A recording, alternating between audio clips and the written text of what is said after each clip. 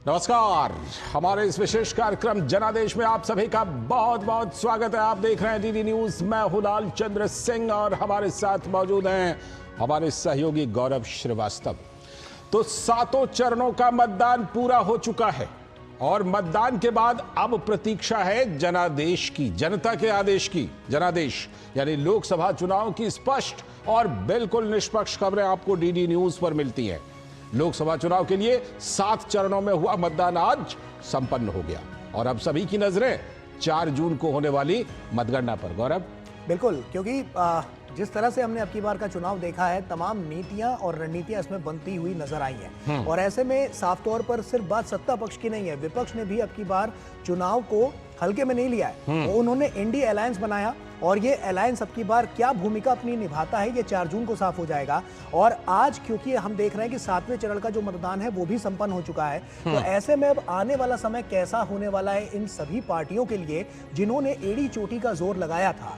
तो ऐसे में अब की बार का चुनाव कई मायनों में बेहद दिलचस्प रहा है। विकास की बात तो की ही गई है, इसके अलावा तमाम नीतियां भी बनती और बिगड़ती हुई नजर आई हैं, रणनीतियां भी बनती हुई बिगड़ती हुई नजर आई हैं। और ऐसे में अब की बार का जो चुनाव है वो किन मापदंडों पर सबसे अहम साबित होगा, आज इसी पर हमारा फोकस होगा कि आने वाला 4 जून क्या कुछ कह रहा है और 4 जून को क्या कुछ होने वाला है, किस पार्टी में कौन सी पार्टी ऐसी है जो अब की बार सबसे बड़ी भूमिका निभाती हुई नजर आएगी। इन सभी तमाम बातों पर हमारा खास फोकस रहेगा। बिल्कुल। तो जिस तरह से कि दावे हो रहे हैं, प्रति दावे हो रहे हैं, कई जगह पर दावे होने के बावजूद एक दूरी बनाई जा रही है कि दावा तो हम कर रहे हैं अपनी जीत की, लेकिन दूरी भी बना रहे हैं, चर्चा से दूरी बना रहे हैं। वो क्यों, और अगर दूरी बनाई जा रही है तो दावा कैसा?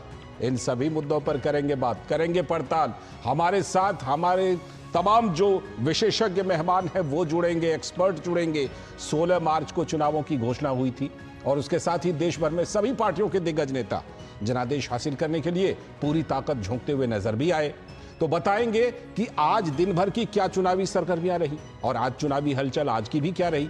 साथ ही जानेंगे जमीनी सियासी हकीकत, अपने संवाददाताओं से जुड़ेंगे और मौजूदा समीकरण किस ओर इशारा कर रहे हैं, इसके लिए कई जगहों से विशेषज्ञों के साथ जुड़ेंगे। तो शुरू करते हैं अपना खास कार्यक्रम जनादेश। लोकसभा चुनाव के 7वें और अंतिम चरण के मतदान के साथ ही देश में मतदान प्रक्रिया संपन्न। 4 जून को होगी मतगणना। इस चरण के तहत 7 राज्यों और 1 केंद्र शासित प्रदेश की 57 सीटों पर डाले गए वोट। 5 बजे तक 58% से अधिक मतदान। अंतिम चरण में कई दिग्गजों की किस्मत का हुआ फैसला। पीएम नरेंद्र मोदी, अनुराग सिंह ठाकुर, रविशंकर प्रसाद समेत रामकृपाल यादव और अनुप्रिया पटेल का भविष्य ईवीएम में हुआ बंद।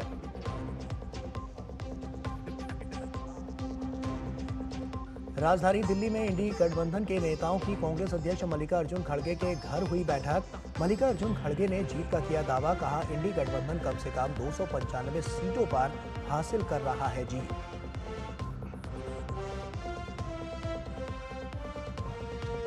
भाजपा के राष्ट्रीय अध्यक्ष जेपी नड्डा ने लोकसभा चुनाव के सफल आयोजन के लिए चुनाव आयोग और मतदाताओं को दिया धन्यवाद।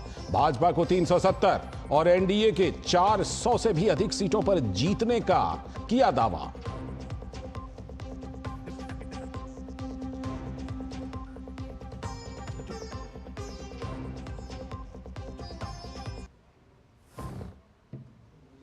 और आइए शुरुआत करते हैं और आपको बताते हैं कि 7वां चरण आखिर कैसा रहा है। 7वें चरण के मतदान के साथ ही लोकसभा चुनाव की मतदान प्रक्रिया संपन्न हो चुकी है।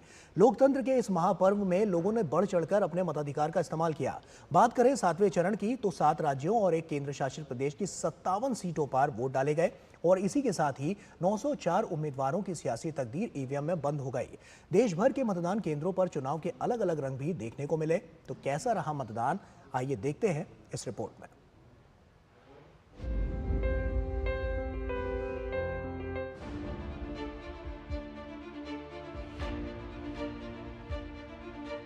दुनिया के सबसे बड़ी लोकतंत्र का सबसे बड़ा महापर्व अब समाप्ति की ओर है।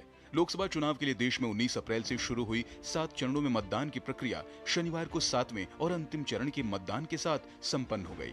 लोकतंत्र के इस महापर्व में भागीदार बनने के लिए बुजुर्गों, युवाओं, महिलाओं समेत सभी वर्ग के मतदाताओं में भारी उत्साह देखने को मिला। सातवें चरण में उत्तर प्रदेश, पंजाब और पश्चिम बंगाल समेत देश के अलग अलग हिस्से में लोकतंत्र के महापर्व को लेकर गजब का उत्साह देखने को मिला। 7 राज्यों और 1 केंद्र शासित प्रदेश की 57 सीटों पर मतदाताओं ने वोटिंग में बढ़ चढ़कर हिस्सा लिया। खास तौर पर सुबह से ही मतदान केंद्रों पर लंबी लंबी कतारें देखने को मिली। पहली बार वोट डालने वाले युवाओं में अलग ही उत्साह नजर आया। मैं लोगों से अपील करना चाहता हूं कि ये लोकतंत्र का सबसे बड़ा त्योहार है। जैसे अपने हक अधिकार की हम लोग बात करते हैं तो एक वोट देके और लोकतंत्र को मजबूत बनाएं और अपने घर से वोट जरूर करके निकलें। पहली बार वोट देना था तो लगा कि इस बार तो कुछ तो करेंगे हम लोग इतने बार अपने देश के प्रधानमंत्री को चुनने के लिए। इस बीच महिला शक्ति भी महापर्व में बढ़ चढ़कर हिस्सा लेती नजर आईं। मतदान केंद्रों पर महिलाओं की लंबी कतारें यह साफ संदेश देती नजर आईं कि आधी आबादी अपनी सरकार चुनने के लिए बहुत ही जागरूक है। जो विकास करे, जिससे हमारे देश की प्रगति हो, विकास हो, बच्चे की शिक्षा अच्छी हो, उन्हीं लोगों को दिया जाएगा। जिसने विकास करेगा हमारी सिटी को, उसी को चुनना मैं पसंद करूंगी। वहीं देश भर में मतदान केंद्रों पर चुनाव के अलग अलग रंग भी देखने को मिले। इसी कड़ी में भारतीय सेना के जवानों ने फिरोजपुर कैंट के एक मतदान केंद्र पर अपने मताधिकार का प्रयोग किया। इसके अलावा मतदान केंद्रों पर दिव्यांग और बुजुर्ग मतदाताओं के लिए विशेष व्यवस्था भी नजर आई। मतदाता के मन में अभी सिर्फ विकास का मुद्दा है और विकास के उद्देश्य से लोग यहाँ पर निकले हैं और काफ़ी अच्छी संख्या में देखने में आया है। तो देश में आप देख रहे हैं इतने रोड के जाल छा गया है। ये आपको नए नए ट्रेन, फास्ट ट्रेन हो रहे हैं पब्लिक की सुविधा के लिए। बहुत सा इवेंट है, बहुत सा चीज़ है, इसमें क्या गिनाया जाएगा यहाँ 1 मिनट में, जो राष्ट्र के लिए बहुत ज़रूरी है। और राष्ट्रहित भी देखना है, राष्ट्रहित देखना, दोनों ही देख कर मैंने वोट किया। वोट प्रतिशत बढ़ाने के लिए निर्वाचन आयोग की ओर से कोई कोर कसर छोड़ी नहीं। इसे लेकर निर्वाचन आयोग द्वारा तमाम कोशिशें भी की गई हैं, जो धरातल पर नजर भी आईं। चुनाव आयोग की तरफ से मॉडल बूथ के साथ पिंक और यूथ बूथ भी बनाए गए थे। गर्मी को देखते हुए पानी की व्यवस्था की गई थी। निष्पक्षता और पारदर्शिता को बनाए रखने के लिए वेबकास्टिंग और सीसीटीवी की व्यवस्था की गई थी। इसके लिए जिलों में कंट्रोल रूम बनाए गए थे। इस बीच पश्चिम बंगाल में हुई हिंसा के छिटपुट वारदातों को छोड़कर मतदान शांतिपूर्ण रहा। दक्षिण 24 परगना के कुलतली में गुस्साई भीड़ ने मतदान केंद्र में घुसकर हंगामा किया और फिर एक ईवीएम मशीन और वीवीपैट को उठाकर पास के तालाब में फेंक दिया। बाद में हंगामा कर रहे उपद्रवियों को पुलिस ने मतदान केंद्र से भगाया। 7वें और अंतिम चरण में जिन 57 सीटों पर वोट डाले गए, उनमें उत्तर प्रदेश की 13, पंजाब की 13, पश्चिम बंगाल की 9, बिहार की 8, ओडिशा की 6, हिमाचल प्रदेश की 4, झारखंड की 3 सीटों के अलावा चंडीगढ़ की एकमात्र संसदीय सीट शामिल है। इस चरण के मतदान के साथ ही इन 57 सीटों पर कुल 904 उम्मीदवारों की किस्मत ईवीएम में कैद हो गई। अगर बात की जाए 2019 के चुनाव नतीजों की, तो 7वें चरण की इन 57 सीटों पर भाजपा ने शानदार प्रदर्शन करते हुए 25 सीटों पर जीत हासिल की थी, जबकि टीएमसी को 9 सीट, कांग्रेस को 8, बीजेडी को 4 और जेडीयू को 3 सीटों पर जीत मिली थी। वहीं बसपा को 2, शिरोमणि अकाली दल को 2, अपना दल सोनेलाल को 2, झारखंड मुक्ति मोर्चा को 1 और आम आदमी पार्टी को 1 सीट पर जीत मिली थी। फिलहाल अब लोकसभा चुनाव में मतदान प्रक्रिया संपन्न होने के बाद 4 जून को जब मतगणना होगी, तो ये देखना दिलचस्प होगा कि इस बार मतदाताओं ने किसके पक्ष में जनादेश दिया है। जनादेश डेस्क, डीडी न्यूज।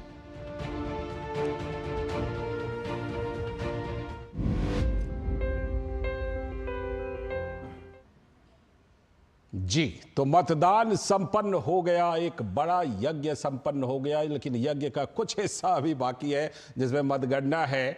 तो कैसा रहा मतदान और क्या कुछ राजनीतिक समीकरण, चुनावी समीकरण इशारा कर रहे हैं, इसके लिए हमारे साथ यहां पर स्टूडियो में वरिष्ठ पत्रकार अशोक टंडन जी मौजूद हैं। सर, बहुत बहुत स्वागत आपका। अशोक टंडन सर से आप पहले भी हम लोग कई बार बातें कर चुके हैं। साथ में हमारे 2 संवाददाता भी जुड़ रहे हैं, शैलेंद्र मिश्र वाराणसी से, प्रधानमंत्री जहां से उम्मीदवार हैं, और नंदिनी मित्तल शिमला से हमारे साथ जुड़ चुकी हैं। सबसे पहले रुख करते हैं नंदिनी जी का। नंदिनी जी, अब तो आचार संहिता खत्म, अब तो हम खुलकर, या कोई भी अब खुलकर बात कर सकता है कि कैसा रहा समीकरण। तो अब सबसे पहला सवाल आपसे यही कि हिमाचल में क्या 4 सीटें जो लगातार भारतीय जनता पार्टी जीतती रही पिछले 2 चुनाव से और कई बार जीती है, क्या वो समीकरण इस बार फिर भी बनता हुआ दिख रहा है फिर से? लालचंद, अगर बात करें हिमाचल प्रदेश की तो अभी 45 मिनट बाकी हैं और हमें जो खबर आ रही है जगह जगह पर अभी भी लोग जो है वो लाइनों में लगे हुए हैं। दिन भर काफ़ी गर्मी रही खास करके निचले इलाकों में, लेकिन अभी अभी शिमला में बारिश हुई है और बहुत सारे अन्य इलाकों में भी जो है तेज़ हवाएं चलने के समाचार मिल रहे हैं। यानी जो चुनावी माहौल जो गर्म था उसमें कुछ ठंडक महसूस की जा रही है। लेकिन बात की जाए हिमाचल प्रदेश की तो 2019 में जो है लगभग 72% मतदान रिकॉर्ड किया गया था। 5 बजे की बात की जाए तो 67% मतदाताओं ने अपने मताधिकार का प्रयोग किया है। अगर बात की जाए उपचुनाव की तो फिलहाल इस समय हिमाचल प्रदेश में 3 सीटों पर भाजपा का कब्जा है और एक उपचुनाव में कांग्रेस उम्मीदवार प्रतिभा सिंह जो है वो सांसद बनी थी, जहां पर अब जो मंडी सीट है जहां पर उनके पुत्र चुनाव लड़ रहे हैं। और सबसे रोचक बात यह है कि मंडी पर इस बार बहुत अधिक जो है वो मतदाता बाहर आए हैं, वहां वोटिंग हुई है। लगभग 70% मतदान अब तक 5 बजे तक वहां हो चुका था। तो वो बहुत एक हॉट सीट है, रोचक मुकाबला रहेगा। दोनों पहली बार चुनाव लड़ रहे हैं लोकसभा का। हालांकि अगर विक्रमादित्य की बात की जाए तो वो पहले भी 2 बार विधायक रह चुके हैं, लेकिन लोकसभा चुनाव का लड़ने का उनका पहला एक्सपीरियंस रहेगा। अगर हम 6 उपचुनाव की बात करें तो काफी ज्यादा लोग सामने आए हैं। वहां पर भी अधिकांश जगह पर 65% से ज्यादा मतदान हुआ है। केवल एक सीट पर बहुत कम मतदान हुआ है, वो बड़सर की सीट, जहां पर जो है उम्मीदवार कहा जाए तो दोनों तरफ से बहुत अच्छे नहीं मिले। जहां भाजपा ने कांग्रेस के जो बागी उम्मीदवार हैं उन पर विश्वास जताया, वहीं पर कांग्रेस अंत तक वहां पर एक उम्मीदवार की तलाश करती रही। तो कुल मिलाकर बात की जाए तो हिमाचल के प्रदेश के लोग बहुत उत्साहित थे। जी नंदिनी, साफ तौर पर यह आने वाले समय में 4 जून को साफ हो जाएगा और ऐसे में क्योंकि मतदान प्रतिशत जितना बढ़ेगा उतना ही हम कह सकते हैं कि जो फायदा है जो वहां पर प्रत्याशी हैं उनको मिलता हुआ नजर आएगा। अब वाराणसी का रुख कर लेते हैं। हमारे साथ हमारे सहयोगी शैलेंद्र मिश्रा हमारे साथ जुड़े हुए हैं। शैलेंद्र, अब की बार का चुनाव बहुत अहम हो जाता है और प्रधानमंत्री खुद वहां से प्रत्याशी हैं और ऐसे में हमने देखा है कि वाराणसी का जो कायाकल्प हुआ है, क्या अब की बार वो वोट प्रतिशत में भी बढ़ता हुआ उसका मार्जिन नजर आ रहा है? पिछले चुनाव 2019 से अब की बार का चुनाव 2024 अब की बार कितने बड़े बदलाव की ओर इशारा कर रहा है? क्या वहां पर ताजा स्थिति है ग्राउंड जीरो पर? जी देखिए, पिछली बार 2019 में 59% मतदान हुआ था, 57% मतदान और प्लस 2% पोस्टल बैलेट, तो कुल मिलाकर 29% मतदान हुआ था। 54% का आंकड़ा है 5 बजे का, और 6 बजे यानी 1 घंटे माना जाता है कि कम से कम 5% मतदान होता है। तो अंतिम आंकड़ा हो सकता है कि पिछले 2019 के मुकाबले बराबर हो या फिर 1-8% ज़्यादा हो। तो उस लिहाज से देखें कि ये था कि बहुत गर्मी हो रही है, कहीं मतदान प्रतिशत का आंकड़ा गिर न जाए, वो नहीं हुआ है। लेकिन हाँ, मतदान प्रतिशत बढ़ा है, कितना बढ़ा है ये अंतिम आंकड़ा आने के बाद पता चलेगा, या फिर 2019 के आसपास ही रहा है। क्योंकि अगर आप पूरे 13 लोकसभा सीटों पर देखें तो 54% का आंकड़ा है, वाराणसी में भी 54% का आंकड़ा है, कुछ जगह पर 56% है, कुछ जगह पर 50-52% है 5 बजे तक। तो 6 बजे तक हमें मानेंगे कि 60% के आसपास मतदान 13 लोकसभा सीटों पर और वाराणसी में हुआ है, जो पिछले बार के मुकाबले या तो बराबर है या फिर 1-8% जब अंतिम आंकड़ा आता है उसमें हम जानते हैं कि 1-2% आंकड़ा बढ़ता है, तो ये मान सकते हैं कि थोड़ा आंकड़ा बढ़ा हुआ नजर आएगा। अब सबकी नजरें इस बात पर होंगी कि वाराणसी में प्रधानमंत्री नरेंद्र मोदी के जीत का अंतर क्या 2019 के मुकाबले ज्यादा होगा या फिर उतना ही रहेगा। क्योंकि पिछली बार सपा के शालिनी यादव को उन्होंने हराया था, अजय राय कांग्रेस से लड़े थे, इस बार दोनों पार्टियों का गठबंधन है। 4,80,000 से प्रधानमंत्री नरेंद्र मोदी जीते थे इस वाराणसी सीट से, और बीजेपी ये कह रही थी कि 5 लाख पार करना है इस आंकड़े को। तो मतदान प्रतिशत के लिहाज से देखें तो ये जब नतीजे आएंगे तब ये देखने वाली बात होगी कि क्या जीत का आंकड़ा 5 लाख के पार गया है या फिर उसी के आसपास जाकर रुक गया है। एक बहुत महत्वपूर्ण बात इसलिए है कि इससे ये पता चलेगा कि जैसे प्रधानमंत्री नरेंद्र मोदी के जीत का या फिर उनको मिलने वाले टोटल मत के प्रतिशत से ये बात पता चलती है कि उत्तर प्रदेश में बीजेपी को किस तरह से बढ़त हासिल हो रही है। 2014 और 19 के हिसाब से आप देखें, जब समाजवादी पार्टी का गठबंधन था बसपा के साथ, उसके बावजूद 2019 में बीजेपी गठबंधन ने यानी एनडीए ने 62 सीटें प्लस 2 सीटें जीती थी, यानी कुल 64 सीटों पर कब्जा किया था। और बीजेपी इस बार 80 पर 80 के नारे के साथ आई है। 64 से कितना आगे जा पाएगी, ये बहुत बड़ा सवाल होगा, क्योंकि आप ग्राउंड पर देखें तो बीजेपी का जो वोट बैंक है कमोवेश वो बीजेपी के साथ खड़ा नजर आया है, उसमें कहीं कोई बहुत गिरावट नजर नहीं आई। ठीक, लौटते हैं, आपके पास भी आएंगे, नंदिनी जी के पास भी आएंगे, और स्टूडियो में हमारे जो मेहमान अशोक टंडन जी हैं उनसे चर्चा करेंगे। फिलहाल एक छोटा सा ब्रेक लेते हैं और ब्रेक के बाद लौट करके फिर अशोक टंडन सर से जुड़ेंगे और ज़रा समझने की कोशिश करेंगे कि क्या इशारा हो रहा है मतदान के जरिए। जिन्होंने यूज किया है वो जानते हैं असली हींग का स्वाद। MDH सुपर हींग, शुद्धता का असली तड़का। MDH डॉक्टर ऑर्थो ऑयल के रेगुलर मसाज से जॉइंट हेल्थी रहते हैं, और अगर प्रॉब्लम बहुत पुरानी है तो डॉक्टर ऑर्थो कैप्सूल्स साथ लेना ना भूलें। अब दर्द भी घुटने टेकेगा। तेरी होने वाली मदर इन लॉ कुछ ज्यादा ही ट्रेडिशनल है। ट्रेडिशनल लोग ज्यादा इमोशनल होते हैं। तो भाई साहब अब कोई किसी की लाइफ में आग नहीं लगा पाएगा। समर कूल जो हर दिल करे कबूल। जीरा से प्यास बुझाए। डाइजेशन के लिए मस्त। शरीर में नमक पानी का बैलेंस बनाए। सिप सिप जीरा सिप जीरा सिप इंग्लिश का जर्नी और जीरा सिप जीरा सिप जीरा सिप। हाय मॉम, फिर से शॉपिंग? बाबूजी आपने इसे बिगाड़ के रखा। लिमिट में करो तो कुछ बुरा नहीं होता है। बिना लिमिट शॉपिंग करेगी आपके कार्ड पे ऐड ऑन जो है। मैंने तो कार्ड पे लिमिट सेट कर दिया। अच्छा, इसके फायदे ये हैं कि रिस्क कम हो जाता है, और अगर फ्रॉड भी हुआ तो तुरंत बैंक को बोल दीजिए, नुकसान कम। दादू hey!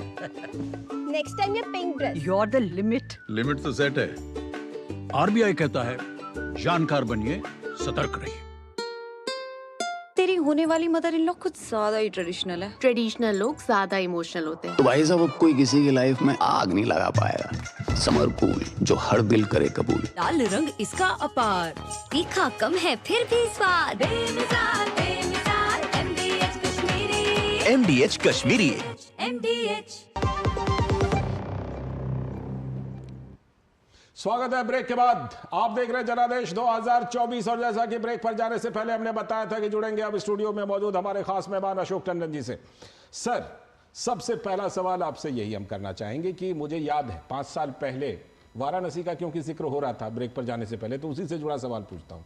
5 साल पहले जब अंतिम चरण में वाराणसी में चुनाव था तो प्रधानमंत्री ने वहां बिल्कुल 3 दिनों के लिए वहां डेरा डाल दिया था, और वहां पर वो उन्होंने जमकर प्रचार किया था, खुद प्रचार किया था। इस बार प्रधानमंत्री ने वाराणसी में ऐसा नहीं किया, किस वजह से? क्योंकि देखिए, जो शैलेंद्र कह रहे थे कि पूरी कोशिश तो यह है कि मार्जिन को और ज्यादा बढ़ाया जाए वाराणसी। देखिए, चुनाव के दौरान प्रधानमंत्री ने उत्तर प्रदेश के कई भागों में दौरा किया, सभाएं की, रोड शो किए, वाराणसी में भी किया, और लगातार वहाँ पर डेरा जमा कर बैठने की इस बार आवश्यकता नहीं थी, क्योंकि लगातार वहाँ की जनता ने उनको 2014 फिर 2019 में और अच्छे मार्जिन से जितवाया था। और जो प्रधानमंत्री का जो एक कनेक्ट बना है वाराणसी की जनता के साथ, अगर आपको याद हो तो पहले बार उन्होंने कहा था कि माँ गंगा ने मुझे बुलाया है, इस बार उन्होंने कहा कि माँ गंगा ने मुझे गोद लिया है। तो ये जो एक कनेक्ट बना और जिस तरह से वहाँ विकास हुआ, और वो दुनिया भर में लोगों ने देखा कि वाराणसी में जो प्रगति हुई है, चौतरफा प्रगति, तो उसके चलते ये आवश्यक नहीं था कि प्रधानमंत्री वहाँ पर डेरा डाल के बैठे, क्योंकि लगातार पिछले 5 साल की अगर बात करें तो कितनी ही बार प्रधानमंत्री वाराणसी गए अपनी कॉन्स्टिट्यूंसी में, जिसको हम कॉन्स्टिट्यूंसी नर्स करना कहते हैं। तो हर दृष्टि से एक लगातार संपर्क बने रहने के कारण चुनाव एक पड़ाव के तौर पर आया, ना कि लगा कि 5 साल में पहली बार या दूसरी बार गए हैं तो वहाँ डेरा डाल के बैठना पड़ेगा, जनता को संतुष्ट करना पड़ेगा, कहीं कोई एंटी इनकम, ऐसा कहीं वातावरण था नहीं। और उसका लाभ पड़ोस की उत्तर प्रदेश की और भी जितनी सीटें हैं उनको भी हो रहा है, क्योंकि आज आप देखिए इस चरण में उत्तर प्रदेश में मतदान पहले से ज़्यादा अच्छा हो रहा है, बल्कि मैं कहूँगा इस चरण में सभी प्रदेशों में मतदान बहुत अच्छा हुआ है। तो कुल मिलाकर अगर केवल वाराणसी की बात करें तो जैसे संवाददाता आपके कह रहे थे कि मार्जिन ही एक इशू है, विपक्ष भी मानता है कि अगर प्रधानमंत्री का मार्जिन हम थोड़ा सा भी कम कर सकें तो हम मानेंगे कि हाँ हमने कुछ उसमें डेंट डाला है। आपसे सवाल पूछें उससे पहले मैं ये कह दूं कि लगता है कि जैसे कि 5 साल में प्रधानमंत्री का वाराणसी के लोगों के साथ रिश्ता और ज्यादा मजबूत हो गया। बिल्कुल, और ये रिश्ता जैसा हमने देखा है 2014 के बाद से अशोक जी लगातार और ज्यादा मजबूत होता हुआ भी नजर आ रहा है। प्रधानमंत्री ने जो कवायद की थी कि वाराणसी को क्योटो बनाने का जो वो संकल्प लेकर आए थे, और उसके बाद हमने देखा है कि जिस तरह से वहां पर जो काशी विश्वनाथ का जो कायाकल्प हुआ, एक कॉरिडोर का विस्तारीकरण हुआ, उससे समूचे राष्ट्र को एक कह सकते हैं कि एक सूत्र में बांधने का जो काम था वो वहां से नजर आया। बिल्कुल, देखिए वाराणसी इस बार विपक्ष में भी कोई चर्चा का विषय नहीं था। उनको मालूम था कि वाराणसी पर बहस करने का कोई लाभ नहीं है, वो हमको उल्टा पड़ेगा। अब देखिए कि वाराणसी में कांग्रेस के उम्मीदवार ने भी किसी तरह की कोई शिकायत नहीं की। तो कुल मिलाकर मुझे लगता है कि वाराणसी इस बार बहस का मुद्दा ही नहीं था चुनाव में, ना उत्तर प्रदेश में था और ना वाराणसी में भी नहीं था।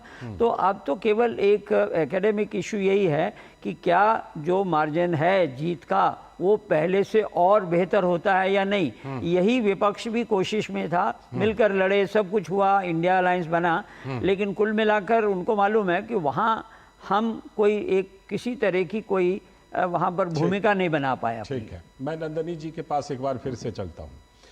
नंदनी जी, आप हिमाचल में वैसे तो 4 सीटें हैं, लेकिन 2 सीटों की सबसे ज्यादा चर्चा रही। एक तो मंडी की, क्योंकि कंगना रनौत वर्सेस विक्रमादित्य सिंह, और दूसरी सीट रही हमीरपुर की, क्योंकि केंद्रीय मंत्री अनुराग सिंह ठाकुर वहां से लगातार 5वीं बार चुने जाने के लिए मैदान में हैं। इन दोनों सीटों का क्या कुछ पल्स समझ में आ रहा है क्या? क्योंकि अब हम इस पर बात कर सकते हैं। अगर बात की जाए लोगों की, जब हमने लोगों से जानना चाहा कि वो किस बात को लेकर वोट करेंगे, हालांकि सब लोग बेरोजगारी की बात करते रहे, महंगाई की बात करते रहे, लेकिन कहीं ना कहीं लोगों में ये विश्वास था कि अगर देश के लिए कोई कर सकता है तो प्रधानमंत्री मोदी कर सकते हैं। तो ये विश्वास किस तरह से वोटों में परिवर्तित हुआ है कि नहीं हुआ है, ये देखने की बात होगी जब 4 जून को नतीजे आएंगे। अगर हम हमीरपुर की बात करें तो हमीरपुर में की सीट पर कड़ा मुकाबला हमें देखने को नहीं मिला है, क्योंकि अनुराग ठाकुर जो हैं वो 4 बार वहां से सांसद रह चुके हैं, उनका एक लंबा अनुभव है। वहीं अगर हम उनके जो कांग्रेस के उम्मीदवार थे वहां से उनकी बात करें तो उनका एक बहुत छोटा अनुभव है। वो पहले जो है वो पूर्व विधायक वहां से रह चुके हैं, पिछली विधानसभा चुनाव में वे अपना सीट नहीं बचा पाए थे। तो वहां पर अगर कैंडिडेट वर्सेस कैंडिडेट का मुकाबला देखा जाए तो कोई मुकाबला नजर नहीं आ रहा था। लेकिन अगर हम मंडी सीट की बात करें तो रोचक मुकाबला है। दोनों यंग प्रत्याशी हैं, दोनों पहली बार चुनाव लड़ रहे हैं। कंगना रनौत जो है उन्होंने बार बार विक्रमादित्य पर अगर पर्सनल अटैक किया तो विक्रमादित्य सिंह ने भी कंगना रनौत पर पर्सनल अटैक किया। यानी दोनों की जो जुबानी जंग थी वो लोगों के लिए बड़ा रोचक बनी हुई थी। शाम को मैंने देखा कि बहुत सारे लोग जो थे वो सोशल मीडिया पर आते थे कि भाई किसने किसको क्या कहा और उसका जवाब क्या आया। तो अब ये देखने की बात है कि किसने ये जो पूरा जंग रही उसने किसको कितना ज्यादा प्रभावित किया, ये देखने की बात रहेगी। दूसरी बात ये है कि हम अगर वोट प्रतिशत की बात करें, जैसा मैंने पहले बताया कि मंडी सीट पर 70% से अधिक मतदान हुआ है, जो अपने आप में संकेत देता है कि लोग जो थे वो वोट करने के लिए सामने, अपना पक्ष रखने के लिए, अपना मत रखने के लिए सामने आ रहे थे। अगर हम जनजातीय क्षेत्र की बात करें, चाहे वो लाहौल स्पीति की बात करें या किन्नौर की बात करें, वहां जो है मत प्रतिशत 75% से भी अधिक मतदान होने की खबर है। तो यानी जनजातीय क्षेत्र के लोग बढ़ चढ़कर हिस्सा लेने के लिए आए हैं। कंगना रनौत की बात करें तो उन्होंने कोशिश की, बहुत लंबा समय था, 2 महीने का समय था, वो जगह जगह गई। उन्होंने जो है जितना भी उनका अनुभव था उसका लाभ उठाने की कोशिश की। उनके साथ जो प्रतिपक्ष के नेता थे हमारे जयराम ठाकुर, वो उनके साथ गए। तो ये कुल मिलाकर एक पार्टी संगठित होकर चुनाव लड़ती हुई नजर आई। प्रधानमंत्री मोदी ने भी उनके लिए चुनाव प्रचार किया पिछले दिनों। लेकिन अगर हम विक्रमादित्य सिंह की बात करें तो आखिरी पड़ाव में राहुल गांधी और प्रियंका गांधी उनके लिए चुनाव प्रचार में आई, लेकिन सुखविंदर सिंह सुक्खू के साथ उनके मतभेद जग जाहिर है। जिस तरह से पिछली बार सरकार गिराने की कोशिश हुई, जिस तरह से विक्रमादित्य सिंह ने इस्तीफा दे दिया और उसके बाद इस्तीफा वापस ले लिया, तो कहीं ना कहीं जो उनका मतभेद है, अपना मन मुटाव है, वो लोगों के लिए जग जाहिर है। और हालांकि सुखविंदर सिंह सुक्खू उनके चुनाव प्रचार में गए, लेकिन वो कितना वोटर्स को प्रभावित कर पाए कि नहीं कर पाए, ये जो है ये 4 जून को तो साफ होना है 4 तारीख को, और ये धीरे धीरे करके साफ भी हो जाएगा कि अब की बार का जो समीकरण है वो किस ओर इशारा कर रहा है और 4 जून को क्या निकलकर सामने आता है, और जो वोट प्रतिशत है वो कितने ज्यादा मार्जिन से कोई भी कैंडिडेट है वो कितने ज्यादा मार्जिन से जीतता है, ये 4 जून को देखना बहुत महत्वपूर्ण रहेगा। आप सभी बने रहे हमारे साथ, क्योंकि साफ तौर पर इस पर लगातार हमारा फोकस है और हम जानने की कोशिश कर रहे हैं कि चुनावी समीकरण अब की बार किस ओर इशारा कर रहा है, ग्राउंड जीरो पर क्या स्थिति अब की बार नजर आ रही है, क्योंकि 7वें चरण का जो चुनाव है वो संपन्न हो चुका है। हम वापस लौटेंगे, एक छोटे से ब्रेक का यहां पर वक्त हो गया है, लेकिन वापस लौटने के बाद इसी पर और तमाम आंकड़ों पर हम चर्चा करेंगे। जल्द हाजिर होते हैं, आप बने रहिए हमारे साथ। बढ़िया है, प्राकृतिक हल्दी, मिर्ची, धनिया नहीं, मिर्ची, धनिया, हल्दी, MDH। बात जब पीढ़ियों के लिए बनने वाले घर की हो तो जिम्मेदारी बड़ी हो जाती है। गैलेंट समझता है ये जिम्मेदारी। अब डबल M रिब्स के साथ गैलेंट एडवांस TMT रीबार, निर्माण का रियल हीरो। मैं कैप्टन होता ना, ओपन कराता। अब हर कोई ओपन करेगा तो मैच कौन क्लोज करेगा? तो भाई साहब, अब कोई किसी की लाइफ में आग नहीं लगा पाएगा। समर कूल, जो हर दिल करे कबूल। घुटना, कंधा या कमर, चाहे जैसा हो दर्द, डॉक्टर ऑर्थो आपको देता है दर्द से पूरी आजादी। ये कोई टेम्पररी पेन किलर नहीं, आयुर्वेदिक औषधि है। अब तक टेस्टी राजमा बनाना नहीं आया। बिना MDH राजमा मसाला के टेस्टी राजमा कैसे बनेगा? MDH राजमा मसाला। क्या स्वादिष्ट राजमा बनाए। MDH। स्वागत है ब्रेक के बाद। आप देख रहे हैं DD न्यूज पर खास प्रोग्राम जनादेश 2024। हम जो पूरा का पूरा चुनाव उसकी तो बात कर ही रहे हैं, लेकिन आज 7वां चरण भी संपन्न हुआ है। तो आम चुनाव के 7वें और अंतिम चरण में क्या आम और क्या खास, सबने बढ़ चढ़कर लोकतंत्र के इस महापर्व में हिस्सा लिया। भाजपा के राष्ट्रीय अध्यक्ष JP नड्डा, जम्मू कश्मीर के उपराज्यपाल मनोज सिन्हा, उत्तर प्रदेश और पंजाब के मुख्यमंत्रियों सहित विभिन्न राजनीतिक दलों के उम्मीदवारों और दिग्गजों ने भी लाइन में लगकर अपने मताधिकार का इस्तेमाल किया। तो 7वें चरण में अगर बड़े चेहरों की बात करें तो प्रधानमंत्री नरेंद्र मोदी, केंद्रीय मंत्री अनुराग सिंह ठाकुर, रविशंकर प्रसाद, चरणजीत सिंह चन्नी, हरसिमरत कौर बादल, मनीष तिवारी और अभिषेक बैनर्जी जैसे दिग्गजों की किस्मत भी EVM में आज बंद हो गई।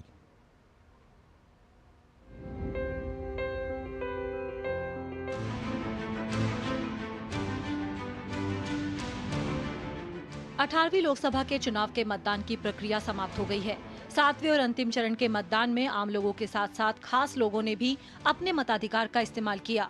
उत्तर प्रदेश की 13 सीटों के लिए हुए मतदान में मतदाताओं ने बढ़ चढ़कर वोट किया। वाराणसी लोकसभा सीट से PM मोदी को टक्कर दे रहे कांग्रेस प्रत्याशी अजय रॉय ने वाराणसी के मतदान केंद्र पर अपना वोट डाला।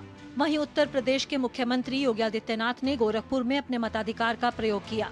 गोरखपुर से भाजपा प्रत्याशी रवि किशन ने परिवार के साथ वोट डाला। जम्मू कश्मीर के उपराज्यपाल मनोज सिन्हा ने गाजीपुर में अपने मताधिकार का प्रयोग किया। भाजपा नेता RPN सिंह ने कुशीनगर में और अपना दल की राष्ट्रीय अध्यक्ष और NDA की लोकसभा प्रत्याशी अनुप्रिया पटेल ने मिर्जापुर में अपना वोट डाला। सुहेल देव भारतीय समाज पार्टी के राष्ट्रीय प्रमुख महासचिव और घोसी लोकसभा सीट से प्रत्याशी अरविंद राजभर ने बलिया में वोट किया। हिमाचल प्रदेश के राज्यपाल शिव प्रताप शुक्ला ने गोरखपुर में अपना वोट डाला। मौसम की विपरीत परिस्थितियों के बावजूद भी मतदाताओं ने जो उत्साह दिखाया है, मैं सबसे पहले उन सभी मतदाताओं के प्रति हृदय से आभार व्यक्त करता हूं। ये जनता तय करती है। प्रधानमंत्री पहले भी प्रधानमंत्री हार चुके हैं और बनारस के लाल नहीं हराया है। चिंता मत करो, काम करो। इस बीच अंतिम चरण में पंजाब की सभी 13 सीटों पर मतदान हुआ। पंजाब के मुख्यमंत्री भगवंत मान ने संगरूर के गांव मंगवाल में वोट डाला। भाजपा प्रदेश अध्यक्ष सुनील जाखड़ ने गांव पंजकोसी में अपना वोट डाला। शिरोमणि अकाली दल के अध्यक्ष सुखबीर सिंह बादल ने अपनी पत्नी और बठिंडा लोकसभा सीट से पार्टी उम्मीदवार हरसिमरत कौर बादल के साथ वोट डाला। वहीं आपके राज्यसभा सांसद राघव चड्ढा ने आनंदपुर साहिब निर्वाचन क्षेत्र के एक मतदान केंद्र पर मतदान किया। पूर्व क्रिकेटर और आप सांसद हरभजन सिंह ने जालंधर के एक मतदान केंद्र पर अपना वोट डाला। पूर्व राजनयिक और अमृतसर से भाजपा उम्मीदवार तरनजीत सिंह संधू ने अमृतसर में, भाजपा नेता जयवीर शेरगिल ने जालंधर में, पटियाला से कांग्रेस उम्मीदवार धर्मवीर गांधी ने पटियाला में और पंजाब में विपक्ष के नेता प्रताप सिंह बाजवा ने गुरदासपुर में अपने मताधिकार का प्रयोग किया। अभिनेता आयुष्मान खुराना ने चंडीगढ़ के एक मतदान केंद्र से वोट डाला। भाजपा के राष्ट्रीय अध्यक्ष जेपी नड्डा ने हिमाचल प्रदेश के बिलासपुर में अपने मताधिकार का प्रयोग किया। हिमाचल प्रदेश के मुख्यमंत्री सुखविंदर सिंह सुक्खू ने हमीरपुर के एक मतदान केंद्र पर अपना वोट डाला। हमीरपुर लोकसभा सीट से भाजपा उम्मीदवार अनुराग सिंह ठाकुर ने हमीरपुर के भोरंज विधानसभा क्षेत्र के समीरपुर गाँव में अपने मताधिकार का प्रयोग किया। हिमाचल की हॉट सीट मंडी से भाजपा प्रत्याशी कंगना रनौत ने सरका घाट के एक मतदान केंद्र में मतदान किया। वहीं मंडी से कांग्रेस उम्मीदवार विक्रमादित्य सिंह ने अपनी मां और हिमाचल प्रदेश कांग्रेस अध्यक्ष प्रतिभा सिंह के साथ वोट डाला। हिमाचल प्रदेश के पूर्व मुख्यमंत्री और नेता प्रतिपक्ष जयराम ठाकुर ने भी मताधिकार का प्रयोग किया। मैं सबसे अपील करता हूं कि सशक्त भारत के लिए, सक्षम भारत के लिए, सामर्थ्यवान भारत के लिए और आत्मनिर्भर भारत के लिए सभी मतदाता ज्यादा से ज्यादा मतों के साथ अपना मतदान का प्रयोग करें। जनता के आशीर्वाद से हमने 2014 में 282, 2019 में 303 इनके पूर्ण बहुमत की सरकारें बनाई जो 1984 के बाद बनी। ये अपने आप में दिखाता है कि जनता ने बार बार विश्वास भारतीय जनता पार्टी पर किया, मोदी जी पर किया और इस बार भी जनता का पूरा आशीर्वाद मिलने वाला है कि ये चुनाव जनता का चुनाव है, जनता को जीतना होगा और इस चुनाव में जनता जीतेगी और धनबल हारेगा। जनबल की जीत होगी, धनबल की हार होगी। बिहार के मुख्यमंत्री नीतीश कुमार ने बख्तियारपुर में अपने मताधिकार का प्रयोग किया। बिहार में पटना साहिब से भाजपा उम्मीदवार रविशंकर प्रसाद ने पटना में वोट डाला। वहीं बिहार के पूर्व मुख्यमंत्री और गया लोकसभा क्षेत्र से उम्मीदवार जीतन राम मांझी ने जहानाबाद में मतदान किया। आरजेडी प्रमुख लालू प्रसाद यादव ने पत्नी राबड़ी देवी और बेटी रोहिणी आचार्य के साथ पटना में एक मतदान केंद्र पर वोट डाला। वहीं तेजस्वी यादव और तेज प्रताप यादव ने भी पटना में मताधिकार का इस्तेमाल किया। पाटलिपुत्र लोकसभा सीट की आरजेडी उम्मीदवार मीसा भारती ने पटना में मतदान किया। खूब वोट दें, आज तो गर्मी भी कुछ कम हुई है, ईश्वर की बड़ी कृपा है, तो बहुत उत्साह लोग देख रहे हैं, वोट देंगे और बहुत निर्णायक विजय हो रही है देश में, बिहार में और पटना साहिब में। हम लोग 300 प्लस रहेंगे। बिहार में चौंकाने वाला इतना सीट ला रहे हैं जिससे बीजेपी की सरकार नहीं बनेगी केंद्र। इस बीच पश्चिम बंगाल में भी कई बड़ी शख्सियतों ने अपने मताधिकार का प्रयोग किया।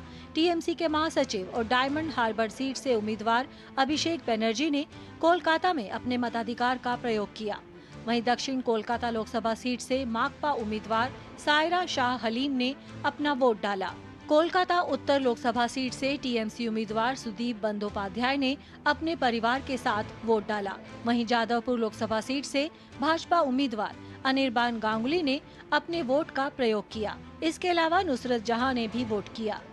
7वें चरण के चुनाव में भाजपा समेत एनडीए के दिग्गज उम्मीदवारों की बात की जाए तो सबसे पहले प्रधानमंत्री नरेंद्र मोदी का नाम आता है, जो कि लगातार तीसरी बार वाराणसी संसदीय क्षेत्र से दावेदारी पेश कर रहे हैं। इसके अलावा हमीरपुर से केंद्रीय मंत्री अनुराग सिंह ठाकुर, पटना साहिब से रविशंकर प्रसाद, पाटलिपुत्र से रामकृपाल यादव, मिर्जापुर से अनुप्रिया पटेल, आरा से आरके सिंह, चंदौली से डॉक्टर महेंद्र नाथ पांडे, पटियाला से परनीत कौर, गोरखपुर से रवि किशन, काराकाट से उपेंद्र कुशवाहा, बालासोर से प्रताप चंद सारंगी, गोड्डा से निशिकांत दुबे, मंडी लोकसभा सीट से कंगना रनौत और अमृतसर से तरनजीत सिंह संधू चुनावी मैदान में हैं। अब सबकी नजरें 4 जून को होने वाली मतगणना पर टिकी हैं। ऐसे में देखना दिलचस्प होगा कि किसके सिर पर जीत का ताज सजता नजर आएगा। जनादेश डेस्क, डीडी न्यूज।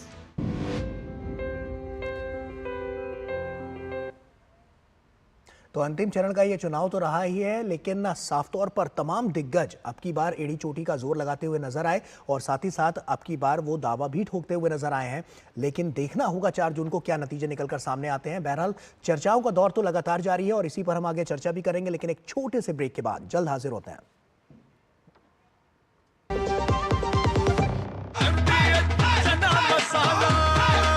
अब छोलिया हो या लोबिया, सफेद चने या काले चने, सब कुछ मजेदार बने।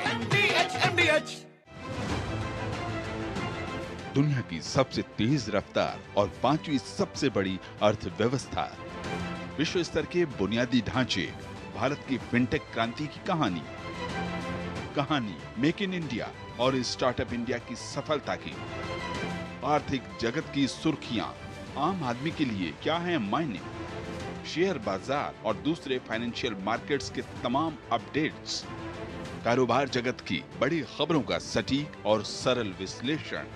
देखिए इकोनॉमी टुडे सोमवार से शुक्रवार सुबह 9:30 बजे सिर्फ डीडी न्यूज पर। घुटना, कंधा या कमर, चाहे जैसा हो दर्द, डॉक्टर ऑर्थो आपको देता है दर्द से पूरी आजादी। ये कोई टेम्पररी पेन किलर नहीं, आयुर्वेदिक औषधि है। मैं कैप्टन होता ना, ओपन कराता। अब हर कोई ओपन करेगा तो मैच कौन क्लोज करेगा? तो भाई साहब, अब कोई किसी की लाइफ में आग नहीं लगा पाएगा। समर कूल, जो हर दिल करे कबूल। जीरा से प्यास बुझाए, डाइजेशन के लिए मस्त, शरीर में नमक पानी का बैलेंस बनाए। सिप सिप जीरा सिप, जीरा सिप, इंडीज का जर्नी और जीरा सिप, जीरा सिप, जीरा सिप। नए दिन की करें शुरुआत भारतीय ज्ञान परंपरा, संस्कृत और स्वास्थ्य के साथ। स्वास्थ्य में उपयोगी आयुष पद्धतियों का विज्ञान, संस्कृति, कला, योग का अद्भुत ज्ञान। देखिए विशेष कार्यक्रम सुप्रभातम सोमवार से शुक्रवार सुबह 7 बजे सिर्फ डीडी न्यूज पर। लाल रंग इसका अपार, तीखा कम है फिर भी स्वाद। बेमिसाल, बेमिसाल, MDH Kashmiri. MDH Kashmiri. MDH। स्वागत है ब्रेक के बाद। डीडी न्यूज पर आप देख रहे हैं जनादेश 2024 और हम लगातार चर्चा कर रहे हैं कि किस तरह का ये चुनाव रहा, क्या संभावनाएं बन रही हैं, कैसी तस्वीर बनने की संभावना। हमारे साथ स्टूडियो में वरिष्ठ पत्रकार अशोक टंडन जी जुड़े हुए हैं। सर, आपसे सबसे पहले अब ये भी हम जरूर चर्चा करना चाहेंगे, क्षेत्रवार बात करें तो वो जमाना हालांकि चला गया जब भारतीय जनता पार्टी के बारे में कहा जाता था कि ये उत्तर भारत की पार्टी है, लेकिन फिर भी उत्तर भारत जो है वो भारतीय जनता पार्टी का गढ़ है, आज भी है। और इसमें अगर हम बात करें जम्मू कश्मीर की, इस बार जम्मू कश्मीर से जिस तरह के जो संकेत हमें मिल रहे हैं, जिस तरह वहां पर करीब करीब 3 दशक के बाद बम्पर वोटिंग, और ये ग्राउंड रिपोर्ट है कि बहुत सारे ऐसे लोग हैं जो 50-60 साल की उम्र के हैं और वो कह रहे हैं उन्होंने जिंदगी में कभी वोट नहीं डाला था, किसी के आह्वान पर, किसी बहिष्कार के आह्वान पर उन्होंने भी वोट डाले। ये बम्पर वोटिंग जम्मू कश्मीर में क्या कुछ पैगाम देती है? देखिए, ये जम्मू कश्मीर में जब जब भी चुनाव होते रहे हैं तो जो अलगाववादी संगठन होते थे वो बाइकआउट की कॉल देते थे, बहिष्कार करो, क्योंकि हम लोग जो हैं वो एक अलग से जम्मू कश्मीर चाहते हैं। और उसके चलते कुछ तो आतंकवादियों के डर से भी, तो जो मत प्रतिशत होता था, पोल परसेंटेज, वो बहुत कम होता था और इसके लिए उस चुनाव को भी गंभीरता से नहीं लिया जाता था। पूरी दुनिया देखती थी। लेकिन अभी हम देख रहे हैं 2014 के बाद से धीरे धीरे जो प्रगति हुई, लेकिन इस बार तो इतनी एक, मैं कहूँगा एक अद्भुत तरीके से, बल्कि जो देखिए आंकड़े हम दिखा रहे हैं, जो देश के बाकी हिस्सों में मतदान रहा है ना, उसके आसपास और उससे कहीं कहीं ज्यादा भी। उसके 2 कारण मुझे लगते हैं। एक तो इस बार किसी भी अलगाववादी संगठन की हिम्मत नहीं हुई कि वो बहिष्कार की कॉल दे। मुझे याद है कि चुनाव से कुछ महीने पहले नेशनल कॉन्फ्रेंस के उमर अब्दुल्ला ने कहा था, और शायद पीडीपी की महबूबा मुफ्ती ने भी कहा था कि 370 हट जाने के बाद तो जम्मू कश्मीर के लोग जो हैं बिल्कुल किसी तरह से भाग नहीं लेंगे चुनाव में, आग लग जाएगी और सारा प्रदेश जो है बिखर जाएगा, तिरंगा उठाने वाला और कोई नहीं हम रहेगा। लोगों को भी सोचना पड़ेगा कि हम खुद चुनाव लड़ें या ना लड़ें। वहां से स्थिति बदलते हुए आज ये आई है कि ये लोग स्वयं चुनाव लड़ भी रहे हैं, लड़वा भी रहे हैं, और इन्हीं दोनों नेताओं ने आगे बढ़ चढ़कर अपील की जनता से कि हमें मत का अपना अधिकार करना चाहिए और अपनी बात रखने के लिए जब तक हम संसद में नहीं जाएंगे। तो ये जो बदलाव हुआ है, इससे दो बातें सिद्ध हुई है। एक तो देखिए, इस समय पूरा विश्व भारत के चुनाव को देख रहा है, लोकतंत्र को देख, और जम्मू कश्मीर में विशेष तौर से नज़र है लोगों की, हमारे पड़ोस के दो देश में भी है।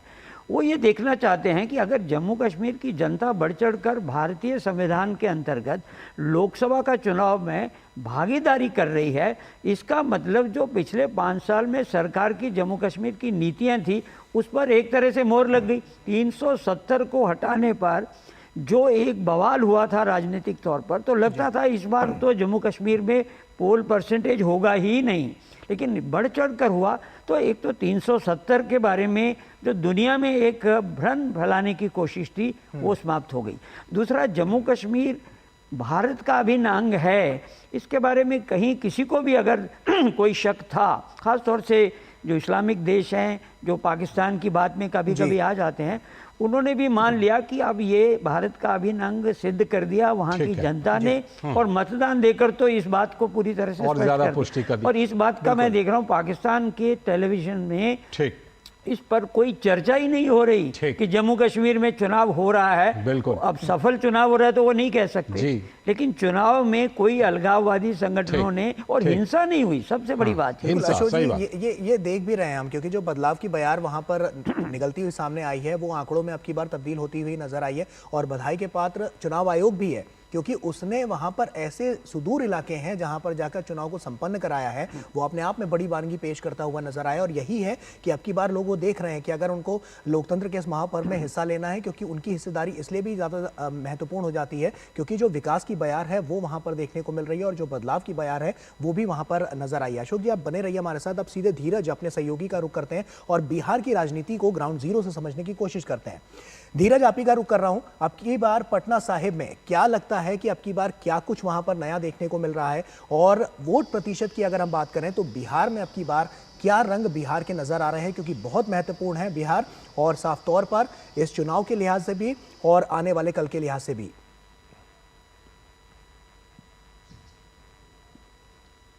देखिए, अगर हम पटना साहिब की अगर हम बात कर रहे हैं तो पटना साहिब में जो 8 लोकसभा क्षेत्र में जो मतदान हुआ है, 8 लोकसभा क्षेत्रों में सबसे कम मतदान देखने को पटना साहिब में मिला है। अभी जो चुनाव आयोग ने जो आंकड़े दिए हैं वो 5 बजे के आंकड़े दिए हैं, और उन आंकड़ों के मुताबिक कुल मिलाकर 49 दशमलव समथिंग, मतलब 49% मतदान जो है वो हुआ है बिहार में। लेकिन उसमें जो कारक जो पटना साहिब है, पटना साहिब उसमें सबसे कम मतदान हुआ है, और जो सबसे अधिक मतदान हुआ है वो मतदान पाटलिपुत्रा में हुआ है। हम जानते हैं कि पाटलिपुत्रा में एक तरफ जो मीसा भारती उम्मीदवार हैं और दूसरी तरफ रामकृपाल यादव उम्मीदवार हैं, भाजपा प्रत्याशी हैं जी। तो जो पाटलिपुत्रा में जो अधिक मतदान हुआ है इसके कई मायने हो सकते हैं, इसके कई समीकरण निकाले जा सकते हैं, और जब ये मतदान की प्रक्रिया खत्म होगी उसके बाद इसके मायने निकाले जाएंगे कि आखिर ये जो मतदान का प्रतिशत बढ़ा है इसके क्या मायने हैं, या कोई पोलराइजेशन हुआ है उसके कुछ मायने हैं, या ये जो तस्वीर जो बाकी जो 7-8 जो क्षेत्रों के अलावा ये जो तस्वीर बन गई इसके पीछे की सच्चाई क्या है जी। बाकी जो बिहार में 8 लोकसभा सीट की अगर हम बात करें तो कई उम्मीदवार हैं। आपने रविशंकर प्रसाद की बात करी तो देखिए, रविशंकर प्रसाद की ये जो पटना साहिब की सीट है, पटना साहिब की ये सीट भारतीय जनता पार्टी की गढ़ मानी जाती रही है,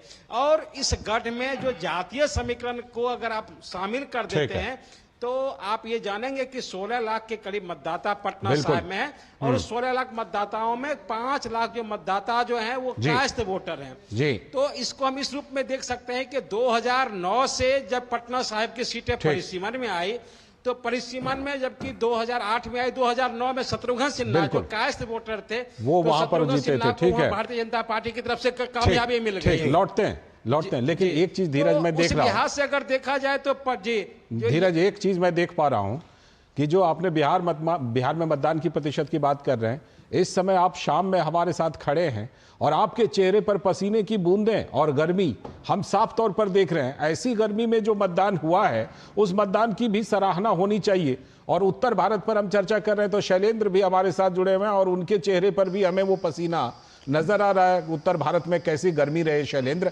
लेकिन ये जो मौसम की गर्मी है, इसमें मुझे लगता है कि राजनीतिक गर्मी पर बहुत ज्यादा असर पड़ा नहीं। मतदान काफी अच्छा हुआ है और पूर्वांचल की जो ये 13 सीटें जहां पर आज मतदान हुआ है शैलेंद्र, काफी अहम हैं एनडीए के लिहाज से भी। और अगर पिछले बार के नतीजों को देखें, बुआ बबुआ साथ में थे, तो उस लिहाज से इंडी गठबंधन के लिए भी।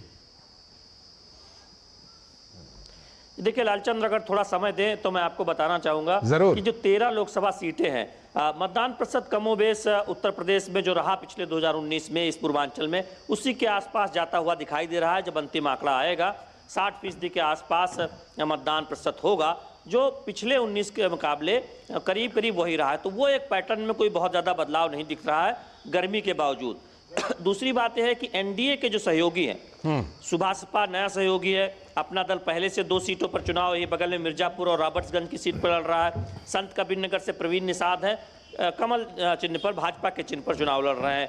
तो एनडीए के सहयोगियों का प्रदर्शन कैसा रहने वाला है, यही चरण तय करने वाला है। चूंकि आप घोसी चले जाएं, सुभाषपा के जो मुखिया उनके बेटे चुनाव लड़ रहे हैं, प्रकाश राजभर के 2 सीट अपना दल को इसी चरण में है, संत कबीर नगर प्रवीण निषाद हैं। तो एनडीए यानी बीजेपी से इतर जो उनके सहयोगी हैं, वो कितनी सीट जीतेंगे। जयंत चौधरी अरवली की 2 सीट अगर पूर्व पश्चिमी उत्तर प्रदेश की छोड़ दें तो यही वो 5 सीटें हैं जो बहुत महत्वपूर्ण है। दूसरी बात है कि घोसी से बसपा से जीते थे उम्मीदवार और गाजीपुर से इसी बसपा से अब्दुल अंसारी जीते थे। इस बार आप देखिए पूरी तरह से समीकरण बदल गए हैं। दोनों जगह पर समाजवादी पार्टी इंडी गठबंधन, कांग्रेस गठबंधन, और दूसरी तरफ भारतीय जनता पार्टी एनडीए गठबंधन का सीधा मुकाबला है। गाजीपुर में हम जानते हैं कि बीजेपी ने नया प्रत्याशी, पुराने एबीपी और संगठन के कार्यकर्ता को चुनाव मैदान में उतारा। वो बहुत एक तरह से कहें तो कहा जा रहा है कि बड़ी रोचक और कठिन सीट मानी जाती है बीजेपी के लिए गाजीपुर हमेशा से ही। घोसी में भी मुकाबला बहुत दिलचस्प बताया जा रहा है। क्या सुभाषपा उम्मीदवार को सारे बीजेपी जो कार्यकर्ता हैं उनका साथ मिला है, ये कहा जा रहा है, बीजेपी दावा कर रही है, तो वो सीट भी अगर ऐसा है तो बीजेपी जीत लेगी। मिर्जापुर में कहा जा रहा है कि एक रोचक मुकाबले में अनुप्रिया पटेल की सीट दिखाई दे रही है। लेकिन यहाँ पर एक बात मैं कहना चाहूंगा, लोकसभा चुनाव में उत्तर प्रदेश में आमतौर पर 5 विधानसभाएं होती हैं और एक भी विधानसभा पर अगर कड़ा मुकाबला हो तो ऐसा लगता है कि वो सीट बहुत कड़े मुकाबले में है, फंसी हुई है। लेकिन कई बार जब नतीजा आता है तो देखते हैं कि 1 लाख से ऊपर एक उम्मीदवार जीतता है। आप देखिए 2019 में जब सपा बसपा का गठबंधन हुआ था, लगातार ये कहा जाता कि बीजेपी 73 सीटों के आंकड़े से बहुत नीचे चली जाएगी। जब नतीजा आए तो हुआ क्या, 62 सीट बीजेपी और 2 सीट अपना दल, 64 सीटों पर बीजेपी ने जीत हासिल की। इस बार भी पूर्वांचल की वाराणसी छोड़कर तकरीबन सभी सीटों पर यह दावा किया जा रहा है और कई जगह पर दिख भी रहा है कि बहुत कड़ा मुकाबला है। लेकिन जब नतीजे आएंगे तो आप देखेंगे कि जीत हार का मार्जिन तमाम सीटों पर 1 लाख के आसपास जा सकता है। क्योंकि 1 या 2 विधानसभा में कड़ा मुकाबला दिखता है और किसी एक विधानसभा में एक तरफा हो जाता है। तो उस लिहाज से आप देखेंगे कि एनडीए को काफी उम्मीद है और ऐसा लगता है कि एनडीए अपने उस पुराने प्रदर्शन को, जो 2 सीटों पर सिर्फ वो चुनाव हारी थी इस चरण में, वो या तो प्रदर्शन बरकरार रखेगी या फिर बेहतर कर सकती है। मैं इस चरण की बात कर रहा हूं, मैं पूरे उत्तर प्रदेश की बात नहीं कर रहा हूं। तो वो जब उसका समीकरण आएगा कमोबेश मैं मानता हूं निश्चित तौर पर शैलेंद्र, वाराणसी की बात तो आपने रखी है, साथ ही साथ गोरखपुर की जो भी सीट है वहां पर भी हमने देखा है कि इस तरह की स्थितियां नहीं है। वहां पर भी हम देख सकते हैं क्योंकि गोरखनाथ की वो हमेशा से उस पीठ की ही वो सीट मानी जाती है और क्योंकि रवि किशन वहां से प्रत्याशी हैं तो ऐसे में पिछली बार तो वो अच्छे खासे मार्जिन से जीते थे, अब की बार भी लोग यही मान के चल रहे हैं कि वो जीत सकते हैं। ऐसे में क्या होगा वो तो 4 जून को साफ ही हो जाएगा। तो ऐसे में आपका और धीरज, आपका बहुत बहुत शुक्रिया हमसे जुड़ने के लिए। मैं समझ गया जी, मैं समझ गया आपका सवाल का जवाब दे दूं अगर आप अनुमति दे तो। जी, मैं चाहूंगा संक्षेप में आप जल्दी से अपनी बात रखें और उसके बाद फिर हम आगे बढ़े।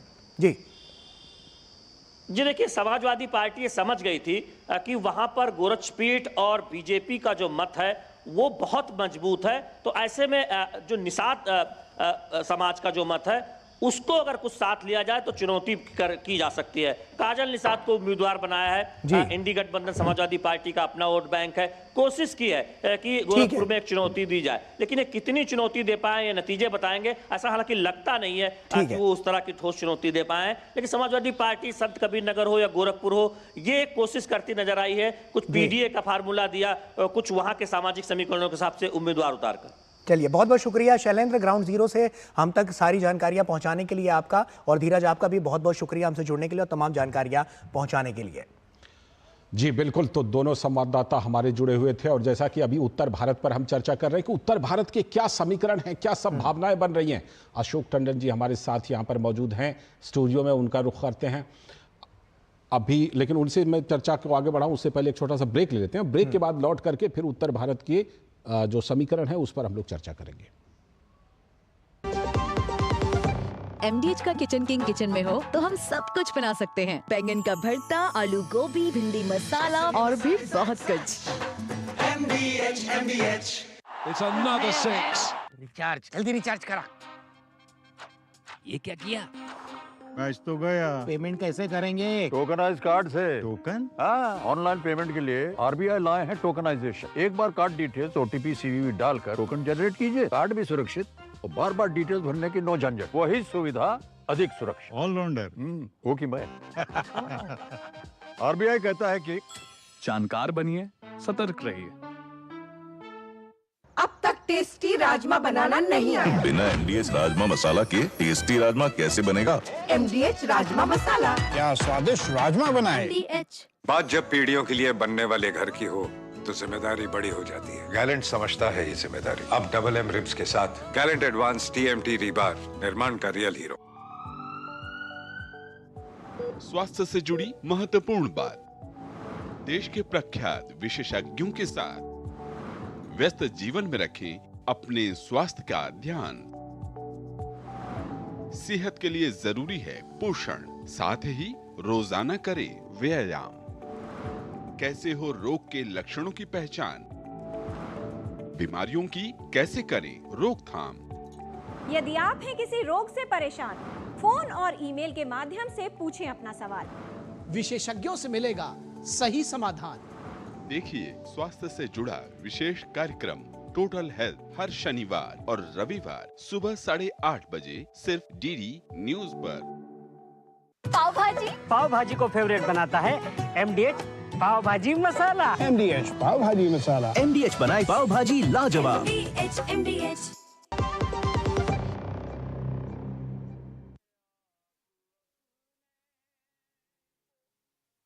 किस तरह से स्थितियां आपकी बार बनती और बिगड़ती हुई नजर आ रही हैं। आपकी बार एनडीए का जो अलायंस है वो किस तरह से आगे बढ़ता हुआ नजर आ रहा है, या इंडिया अलायंस जो आपकी बार बना उसने क्या आपकी बार वो बाजी मार पाता है या नहीं। क्योंकि मल्लिकार्जुन खड़गे तो कह रहे हैं कि कम से कम 295 सीट तो हमें मिलेगी ही मिलेगी। अभी इससे पहले प्रेस कॉन्फ्रेंस उन्होंने की और ये बात रखी। हम दक्षिण भारत पर जाएंगे, लेकिन उससे पहले उत्तर भारत पे सर संक्षेप में चाहूंगा आपसे थोड़ा कि मल्लिकार्जुन खड़गे ने जो बात कही है, उन्होंने ये वाली बात रखी कि 295 सीट तो कम से कम हमें मिलेगी ही मिलेगी।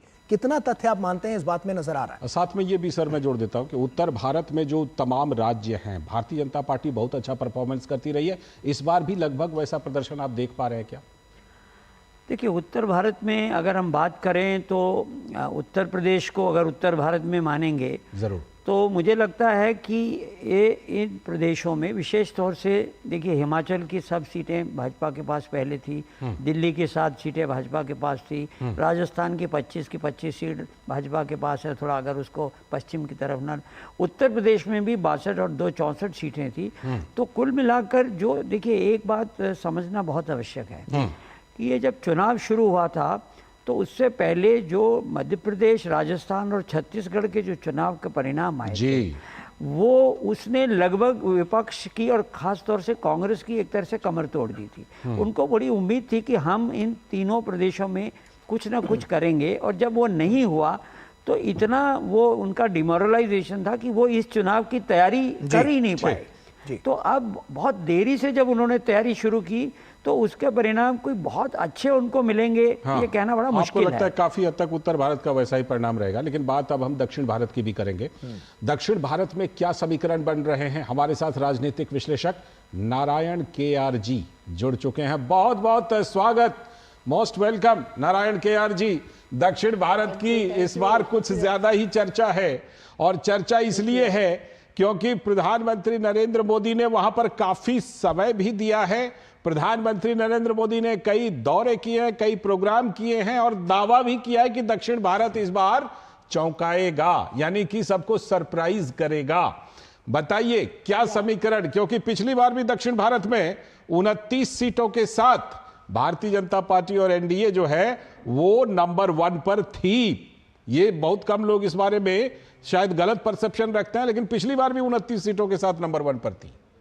सही, और आप बिल्कुल सही बोले। और इस बार भी क्या है कि 130 सीट है कुल, साउथ साइड में बोलेंगे तो केरला, कर्नाटका, तमिलनाडु, आंध्रा, तेलंगाना सब मिला के 130 सीट है।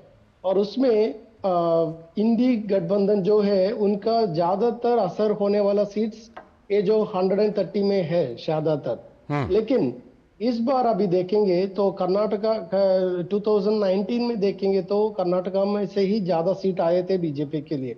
लेकिन इस बार जो भी आपने जो बोले सही बोले, जो प्रधानमंत्री स्वयं आए थे इधर बहुत बार, और अमित शाह जी आए थे, राजनाथ सिंह आए थे, सब हाई प्रोफाइल मिनिस्टर्स सब इधर आए थे, क्योंकि फोकस अभी साउथ में भी शिफ्ट हुए हैं। ठीक है, तो उसके हिसाब से जो रिजल्ट जो है, और अभी आप देखेंगे तो तमिलनाडु में जो अन्नामले का जो असर है वो भी बहुत ज्यादा दिख रहा है। तो उसके हिसाब से देखे जाएंगे तो 130 में मेरा जो ग्राउंड रिपोर्ट और मेरा जो एनालिसिस के हिसाब से 40 सीट साउथ से मिलने का सब चांसेस दिखता है। नारायण जी एक बात मुझे समझ में आ रही है, जब आप 40 सीटें कह रहे हैं तो हमको लगता है कि आप ये भी कह रहे हैं कि सिर्फ कर्नाटक ही नहीं बल्कि तमिलनाडु से और केरल से भी और आंध्र प्रदेश से भी सीटें जो हैं वो एनडीए और बीजेपी को मिलने वाली हैं, ऐसा लग रहा है आप कह रहे हैं। बिल्कुल सही, क्योंकि इस बार एक बहुत बड़ा डिफरेंस दिखने वाला है तमिलनाडु में, क्योंकि अभी तक तमिलनाडु में बीजेपी का लीडरशिप में कुछ चैलेंज नहीं बनता था। लेकिन इस बार अन्नामले जी ने जो एफर्ट किया है, अन्नामले जी ने एक इतना स्ट्रांग गठबंधन बना दिया है तमिलनाडु में, and it is almost becoming the second और third strongest alliance in Tamil Nadu, right. So with all this जो जितना भी हमने डिस्कस किया अभी, उसके हिसाब से आप देखेंगे तो तेलंगाना, आंध्रा, केरला में भी बहुत ही स्ट्रांग परफॉर्मेंस का जो दावा दिख रहा है, और केरला में 1 या 2 सीट मिलने का चांसेस है, और आंध्रा तेलंगाना में 6 या 7 सीट का चांसेस है, तमिलनाडु में भी 5 से 7 सीट्स मिलने का चांसेस है। सो ये सब मिला के अगर मेरा एनालिसिस सही निकलेगा तो 40 से 42 सीट्स तक आने का सब चांसेस है साउथ से। बिल्कुल नारायण जी, ये तो बात हो गई एनडीए की। अगर हम बात करें इंडी गठबंधन की, हमने भी देखा कि राहुल गांधी ने भी वहां पर तमाम प्रचार किए हैं। तो ऐसे में अगर हम दक्षिण भारत की जब हम बात कर रहे हैं तो वहां पर हम देख रहे हैं कि तमाम वहां पर भी जो समीकरण है वो बनते हुए नजर आ रहे हैं। तो क्या अब की बार का जो चुनाव है वो इंडी गठबंधन के लिए चुनौतीपूर्ण होने वाला है, या दक्षिण भारत में स्थिति और पहले से सुधारजनक लग रही है, क्या लगता है? तो मैंने पहले बोला था, क्योंकि ये जो 130 सीट में इंडी गठबंधन का प्रभावशाली प्रकटन ऑलवेज इधर ही होता है 130 में। ठीक है, वो 130 में क्योंकि वो रीजन है कि केरला इधर है, तमिलनाडु इधर है। तमिलनाडु में जो गठबंधन पार्टी जो है डीएमके, उसका थोड़ा असर है, इसके लिए 130 में अब केरला और तमिलनाडु मिला के 40 या 45 सीट इंडी गठबंधन को मिलने का चांसेस है। इतना सीट 2 स्टेट से और किधर से भी मिलने का चांसेस नहीं है उनको। तो इसके लिए साउथ साइड में इंडी का थोड़ा स्ट्रांग परफॉर्मेंस रहता है, that is I mean traditionally रहता है। तो even if you factor that, वो भी अभी इसमें लिएंगे तो भी फिर भी बीजेपी और एनडीए का परफॉर्मेंस अच्छा होने का सब चांसेस है इस बार। ठीक है, तो राहुल गांधी का जो परफॉर्मेंस जो है वायनाड में होगा तो देखना पड़ेगा, क्योंकि उधर सब लोग अभी देखेंगे तो इंडी गठबंधन में जो है सीपीआईएम वो खड़ा किया है आनी राजा इस राजा बिल्कुल, वो आपस में ही फाइट किया है उन्होंने, सही बात है। बहुत बहुत शुक्रिया। के वो लोग गठबंधन में भी है, तो आनी राजा है, बीजेपी का स्टेट प्रेसिडेंट, केरला बीजेपी का स्टेट प्रेसिडेंट भी है। ठीक, तो आप 40 सीटों का अनुमान लगा रहे हैं, ठीक है, एनडीए के लिए 40 सीटों का आपका अनुमान है। बहुत बहुत शुक्रिया नारायण केयर जी जुड़ने के लिए और विश्लेषण करने के लिए, बातचीत में हिस्सा लेने के लिए। और हमारे साथ हमारे संवाददाता असीम मिश्र भी जुड़ेंगे। मैं दक्षिण भारत पर एक छोटा सा सवाल अशोक सर से ले लेता हूं। अशोक सर, जो बात अभी नारायण केआर जी कह रहे थे कि इस बार देखिए, पिछली बार तो 29 सीट थी भारतीय जनता पार्टी की, लेकिन इस बार वो 40 या उससे ज्यादा तक जा सकती है। इसका मतलब जो मैंने उनसे पूछा कि खाता केरल में भी खुल सकता है, खाता तमिलनाडु में भी खुल सकता है, और आंध्र प्रदेश में टीडीपी के साथ तो अलायंस में है ही बीजेपी। देखिए, काफ़ी समय से भारतीय जनता पार्टी केरल में और तमिलनाडु में कुछ अपना पांव जमाने की कोशिश कर रही है।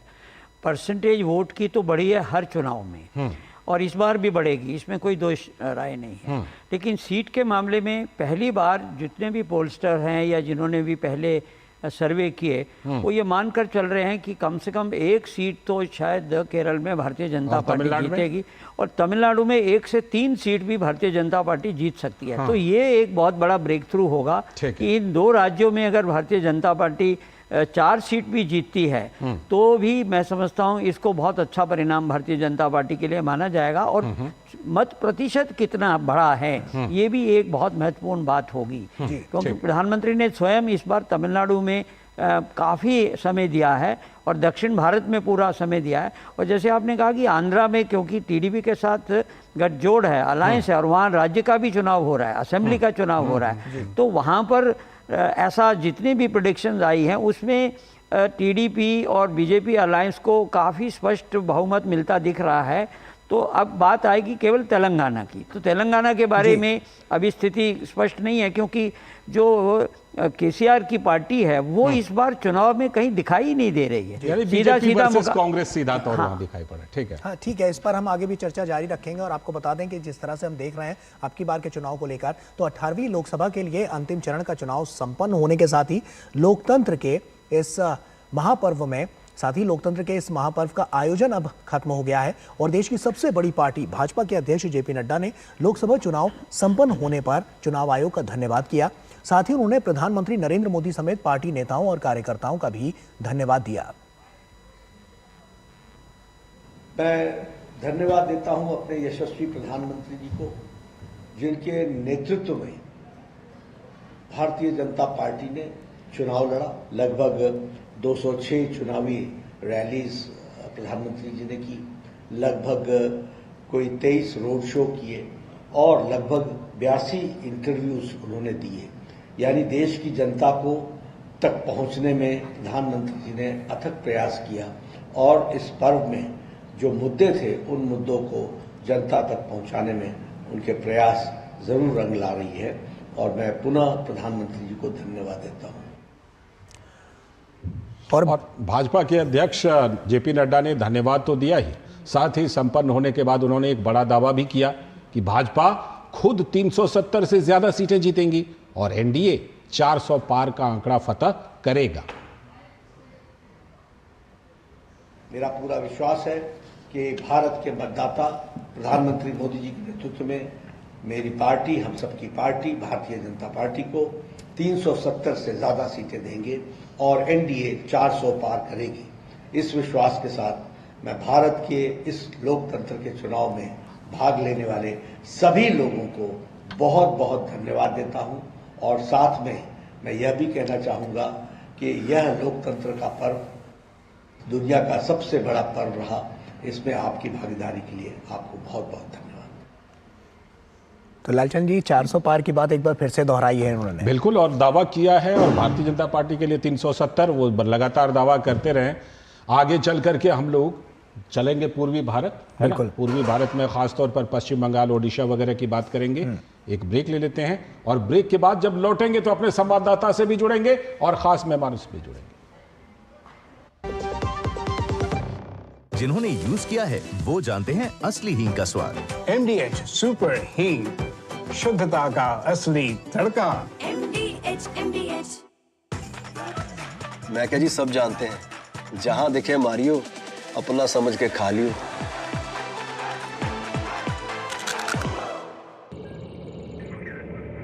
Curiosity can take you to some out of the world places. Took me to the moon today. Curious about this place?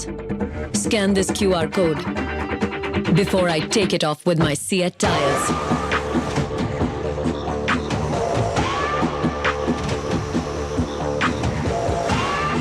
Seat, crafted for the curious. Doctor ortho oil के रेगुलर मसाज से joint healthy रहते हैं। और अगर problem बहुत पुरानी है तो डॉक्टर ऑर्थो कैप्सूल्स साथ लेना ना भूलें। अब दर्द भी घुटने टेकेगा। जीरा से प्यास बुझाए, डाइजेशन के लिए मस्त, शरीर में नमक पानी का बैलेंस बनाए। सिप सिप जीरा सिप, जीरा सिप, इंडीज का जलवा, जीरा सिप, जीरा सिप, जीरा सिप।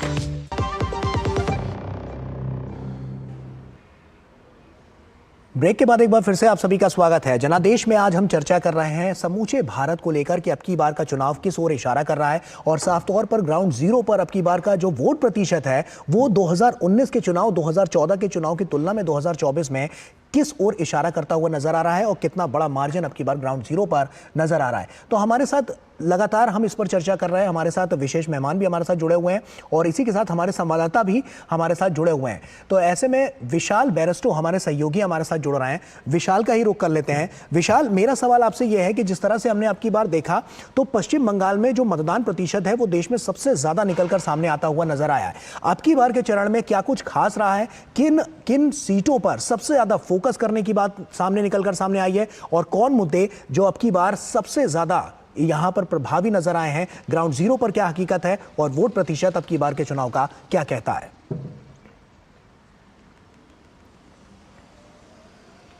देखिए गौरव, अगर हम पश्चिम बंगाल की बात करें तो मुझे थोड़ा वक्त हो गया यहाँ पर इलेक्शन कवर करते हुए, और एक बड़ी अजीब सी बात है जो 7वें चरण की मैं आपसे शेयर करना चाहूँगा। इसमें वायलेंस की बात मैं नहीं कर रहा हूँ, वो तो बंगाल का ऐसा लगता है हिस्सा बन चुका है मौजूदा परिस्थितियों में। लेकिन 7वें चरण में आपने 6ठे चरण में 80 क्रॉस कर दिया था और 7वां चरण जो है आपका 68% पे रुक गया है। ये बड़ी चौंकाने वाली बात है और ये वो तमाम 9 सीटें जो टीएमसी का गढ़ माना जाता है। तो कंपैरिजन अगर हम करें तो ये बड़ा अजीब, इसका पॉलिटिकल और जर्नलिस्टिक इंटरप्रिटेशन काफ़ी हो सकते हैं कि क्यों अचानक ये ग्राफ गिरा है। ये 5 बजे तक का आंकड़ा है, थोड़ा बहुत इंप्रूव होगा, लेकिन मुझे नहीं लगता कि ये 6ठे चरण का जो 80% का जो आंकड़ा है उसको पार कर पाएगा अगर हम पश्चिम बंगाल की बात करते हैं। तो अब हम बात करते हैं पश्चिम बंगाल में टीएमसी और बीजेपी जिनके बीच में ये मुख्य मुकाबला रहा है, जो इंडिया ब्लॉक कहीं अपनी प्रेजेंस दिखाने की कोशिश ज़रूर की लेकिन वो मार्जिनलाइज था, हाशिए पर ही था। अब टीएमसी और बीजेपी के बीच की अगर हम बात करते हैं तो जब भी हम बात करते हैं किसी भी पॉलिटिकल पार्टी की तो एक रिपोर्ट कार्ड होता है। रिपोर्ट कार्ड आपके पिछले मार्क्स से आपको कंपेयर किया जाएगा। राजस्थान की बात हो रही थी, मैं सुन रहा था, राजस्थान में 25 सीटें नहीं आई बीजेपी की, 24 सीटें बीजेपी ने जीती थी पिछली बार और एक सीट आरएलपी के खाते में गई थी। लेकिन पश्चिम बंगाल में बीजेपी ने अच्छा प्रदर्शन किया और 18 सीटें उन्होंने हासिल करी और टीएमसी को चौंका दिया। टीएमसी इस बात को अच्छे से जानती है कि उनके पास सिर्फ पश्चिम बंगाल है, जबकि बीजेपी जो है वो पैन इंडिया पार्टी है। तो अगर पश्चिम बंगाल उनके हाथ से निकल जाता है तो सिर्फ ये राज्य उनके हाथ से नहीं जाएगा बल्कि उनके हाथ से उनका कार्डर भी चला जाएगा, क्योंकि टीएमसी का जो कार्डर है वो लेफ्ट से शिफ्ट होकर टीएमसी में आया है और बीजेपी का कार्डर अभी इतना मजबूत नहीं है। ये फैक्ट है, इसको हमको मान लेना चाहिए। बीजेपी अभी भी यहाँ पर पैर जमा रही है, लेकिन प्रधानमंत्री ने जिस तरह से पुरजोर तरीके से कैंपेन चलाया है और फ्रंट से लीड करा है, मुझे लगता है कि जो तमाम स्टेट्स हैं सबसे अच्छी खबर बीजेपी के लिए पश्चिम बंगाल से आने वाली है। आप बहुत कुछ इशारा कर रहे हैं, ये भी कह रहे हैं कि पैर जमा रही है। प्रकाश चंदेलिया जी से हम लोग लगातार जुड़ते रहे और आज भी हमारे साथ जुड़े हुए हैं। प्रकाश चंदेलिया जी वरिष्ठ पत्रकार और विशेषज्ञ और राष्ट्रीय महानगर के संपादक हैं। बहुत बहुत स्वागत प्रकाश जी। जो बात अभी विशाल कह रहे थे ना कि बीजेपी पांव जमा रही है और काफी हद तक जो है प्रधानमंत्री नरेंद्र मोदी ने कोशिश की है, सबसे बड़ा सवाल जो लोगों के मन में है कि क्या वहां पर इस बार पार्टी नंबर 1 का जो पोजीशन होता है लोकसभा चुनाव में, वो पोजीशन इस बार बदल सकता है? क्या बदलने की कितनी संभावना है? लालचंद जी, मैं विशाल जी की बात से बिल्कुल सहमत हूं और पार्टी के बारे में भी जो उन्होंने समीक्षा की है, अपना आकलन प्रस्तुत किया है, तो बिल्कुल 100% सही है। लेकिन इस बार का जो चुनाव हुआ है, जो मतदान का जो परिदृश्य सामने आया है और 7 चरणों के मतदान पूरे हो चुके हैं और इस बार ये उम्मीद कर जा रही है कि तमाम विरोधाभासों के बावजूद इस बार तृणमूल को अपने नंबर गंवाने पड़ेंगे और भारतीय जनता पार्टी इस बार लगभग 25 सीटों के आसपास 2-1 सीटों का हेरफेर हो सकता है। फिर भी पार्टी नंबर 1 तो बनी जाएगी, बिल्कुल बन जाएगी। वोटों का प्रतिशत भी बढ़ेगा। वोटों का प्रतिशत 2016 की बात करें तो भारतीय जनता पार्टी का 2016 के विधानसभा चुनाव में 10.16% था और तृणमूल का 44% था। अब देखिए 2016 से आज तक के इस 8-9 वर्षों के कालखंड में तृणमूल का प्रतिशत जो है वो 44% के आसपास ही रहता रहा है। इसमें कहीं कोई बड़ी तब्दीली नहीं आई है, बहुत बड़ा कोई चढ़ाव नहीं हुआ है। लेकिन भारतीय जनता पार्टी ने 2019 के विधानसभा चुनाव में 2016 में जिसका प्रतिशत 10.16 था, 2019 के लोकसभा चुनाव में इसी भारतीय जनता पार्टी को 40.64% वोट मिलते हैं और तृणमूल को जहां 2016 में 44.91% मतदान मिला था, 2019 के लोकसभा चुनाव में 43.69% हो गया। अब बातें दो अन्य शक्तियों की अगर कर लें तो वाम मोर्चा और कांग्रेस, ठीक है, 2016 तक तो इनका थोड़ा बहुत कुछ बचा हुआ था। जी, सीपीएम के पास में 19.75 और कांग्रेस के पास 12.25% वोट। बिल्कुल, ये वोट प्रतिशत कई मायनों में बहुत महत्वपूर्ण है और इन्हीं से 4 जून को जो रिजल्ट आएगा उसमें साफ तौर पर क्लियर भी हो जाएगा कि अब की बार नंबर 1 की पोजीशन किसे मिलती है।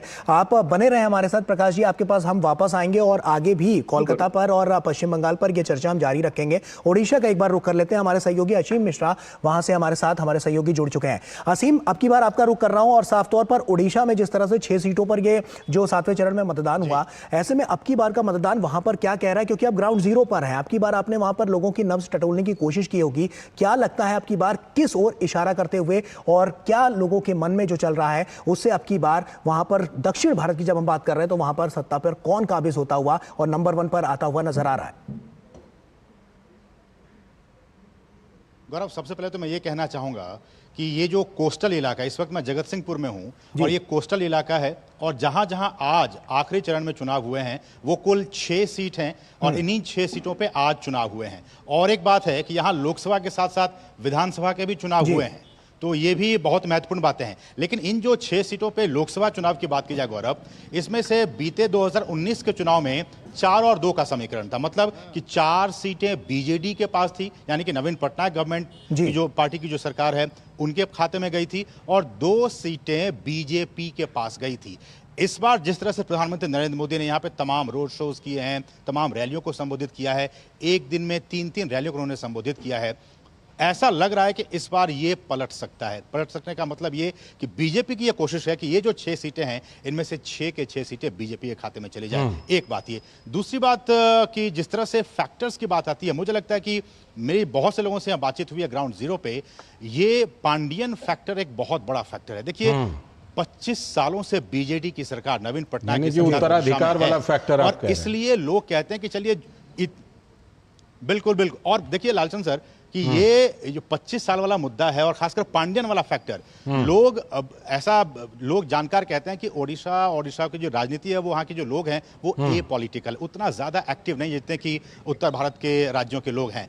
बावजूद इसके एक तो एंटी इनकम्बेंसी 25 साल का, दूसरा पांडियन फैक्टर बहुत बड़ा आ गया, क्योंकि लोग ये कह रहे हैं कि हमने अगर बीजेडी को वोट दिया। ठीक, रहिएगा हमारे साथ। जो फैक्टर आपने उठाया है ना, उसी फैक्टर पर मैं जरा अशोक सर से एक रिएक्शन लेता हूं। अशोक सर, वहां पर जैसा कि हमारे संवाददाता असीम बता रहे थे कि वहां पर लोकसभा चुनाव भी है, विधानसभा चुनाव भी है। दोनों चुनाव का नतीजा यानी लोकसभा का और विधानसभा का एक दिशा में जाता हुआ दिखाई पड़ेगा, यानी कि दोनों में किसी एक पार्टी की जीत होगी या अलग अलग भी हो सकता है। ये बड़ा दिलचस्प आंकड़ा। देखिए पिछले 2 चुनाव में 14 और 19 में ये स्पष्ट था कि विधानसभा में तो बीजू जनता दल को स्पष्ट बहुमत मिलेगा और मिला भी। लेकिन भारतीय जनता पार्टी ने जो 14 से 19 में छलांग लगाई और सीटें बढ़ाई, उसमें इस बार और बढ़ोतरी होगी, ये भी एक स्पष्ट दिख रहा है। लेकिन पहली बार विधानसभा के लिए भी भारतीय जनता पार्टी ने और प्रधानमंत्री ने विशेष तौर से स्वयं जिस तरह से जोर लगाया है, 10 जून की तारीख भी तय की है वहां पर मुख्यमंत्री पद के शपथ। बहुत बड़ा उलटफेर होगा कि अगर वहां उड़ीसा में राज्य में भी भारतीय जनता पार्टी या तो स्पष्ट बहुमत ले या सबसे बड़े दल के रूप में उभरे। क्योंकि देखिए एक चीज़ उड़ीसा और पश्चिम बंगाल में बड़ी कॉमन है कि वहाँ पर दोनों राज्यों में कांग्रेस पूरी तरह से सिमट चुकी है। और इस बार तो पश्चिम बंगाल में तो कांग्रेस और वाम दल दोनों मिलकर लड़ रहे हैं, उसके बावजूद भी सभी सीटों पर मुकाबला भारतीय जनता पार्टी और तृणमूल कांग्रेस में है। इसी तरह से बीजेडी और भारतीय जनता पार्टी में मुकाबला उड़ीसा में है। तो इसलिए उड़ीसा में अगर इतनी उलटफेर होता है तो मैं समझता हूँ कि जो प्रधानमंत्री बड़े लंबे समय से कह रहे हैं कि हमारा जो ईस्टर्न फ्लैंक है, हमारा जो पूर्वी हिस्सा है भारत का, उसमें विकास नहीं हुआ, और अगर हम जब तक नहीं आएंगे तो विकास नहीं होगा। तो उड़ीसा में शायद ऐसा होता हुआ प्रतीत हो रहा है। मैं 10 जून का इसलिए जिक्र कर रहा था प्रधानमंत्री के दावे का, क्योंकि प्रधानमंत्री छत्तीसगढ़ में सरकार बनाने का दावा इस बार कर रहे थे। कोई नहीं कह रहा था कि सरकार बनेगी, और सरकार बनी छत्तीसगढ़ में। गौरव, बिल्कुल निश्चित तौर पर, और आगे भी हम लगातार चर्चा जारी रखेंगे। लेकिन विशाल हमारे साथ, हमारे सहयोगी जुड़े। विशाल, आपका बहुत बहुत शुक्रिया ग्राउंड जीरो से तमाम जानकारियां हमसे साझा करने के लिए, और प्रकाश जी आपका भी बहुत बहुत शुक्रिया हमसे जुड़ने के लिए। और अभी भी हम आगे भी तमाम जो इलाके हैं, तमाम जो क्षेत्र हैं, उन पर हम लगातार अपनी चर्चा जारी रखेंगे। लेकिन वक्त यहाँ पर एक छोटे से ब्रेक का हो गया है। ब्रेक के उस पर बहुत कुछ है जनादेश में खास, बने रहिए हमारे साथ। लाल रंग इसका अपार, तीखा कम है फिर भी स्वाद, बेमिसाल बेमिसाल MDH Kashmiri. MDH Kashmiri. MDH। तेरी होने वाली मदर इन लॉ कुछ ज्यादा ही ट्रेडिशनल है। ट्रेडिशनल लोग ज्यादा इमोशनल होते हैं। तो भाई साहब, अब कोई किसी की लाइफ में आग नहीं लगा पाएगा। समर कूल, जो हर दिल करे कबूल। गोल्डी छोले मसाले, जहाँ जाए रिश्ते बनाए, जहाँ जाए रिश्ते बनाए, गोल्डी मसाले स्वाद से सबको दीवाना कर दे, दीवाना कर दे। पता का चाय, गजब का स्वाद।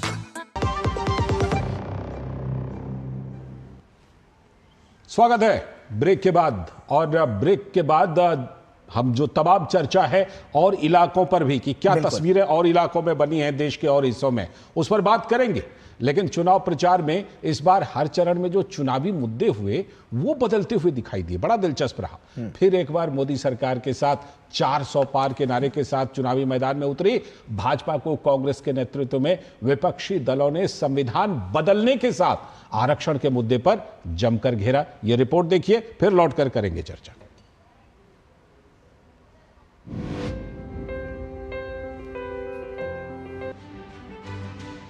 पहले चरण से लेकर 7वें चरण तक विभिन्न राजनीतिक दलों के बीच सियासी तपिश बढ़ती देखी गई। मोदी गारंटी के साथ 2024 के लोकसभा चुनाव में उतरी भाजपा कदम दर कदम विपक्षी गठबंधन को अनेकों मुद्दों और विवादित बयानों को लेकर घेरती दिखी। लोकसभा चुनाव में इस बार हर चरण में चुनावी मुद्दे बदलते दिखाई दिए। फिर एक बार मोदी सरकार के साथ 400 पार के नारे के साथ चुनावी मैदान में उतरी भाजपा को कांग्रेस के नेतृत्व में विपक्षी दलों ने संविधान बदलने के साथ आरक्षण के मुद्दे पर जमकर घेरा।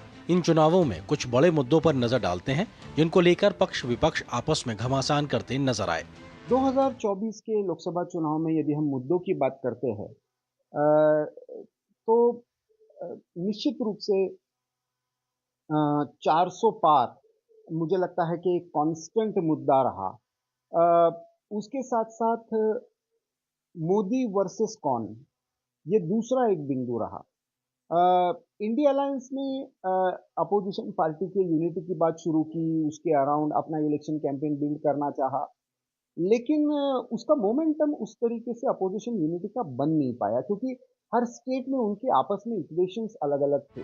लोकसभा चुनाव में भाजपा प्रधानमंत्री नरेंद्र मोदी को लगातार तीसरी बार प्रधानमंत्री बनाने के फिर एक बार मोदी सरकार के नारे के साथ चुनावी मैदान में उतरी और भाजपा सिर्फ नरेंद्र मोदी के चेहरे को आगे कर वोट मांगती नजर आई। वहीं विपक्ष की तरफ से प्रधानमंत्री का कोई एक ऐसा चेहरा नहीं पेश कर पाना उसकी सबसे बड़ी कमजोरी भी दिखाई दी। इस मुद्दे पर विपक्ष को निशाने पर साधते हुए पीएम मोदी ने 5 साल में विपक्ष की ओर से 5 प्रधानमंत्री बनाए जाने की तैयारी का दावा करते हुए तंज कसा। ऐसे ऐसे चुनाव मुद्दे हैं, बहुत मुस्लिम मुद्दे आए थे, माइनॉरिटीज मुद्दे आए थे, इसके बीच में मणिशंकर ने अनशंट बोल दिया है।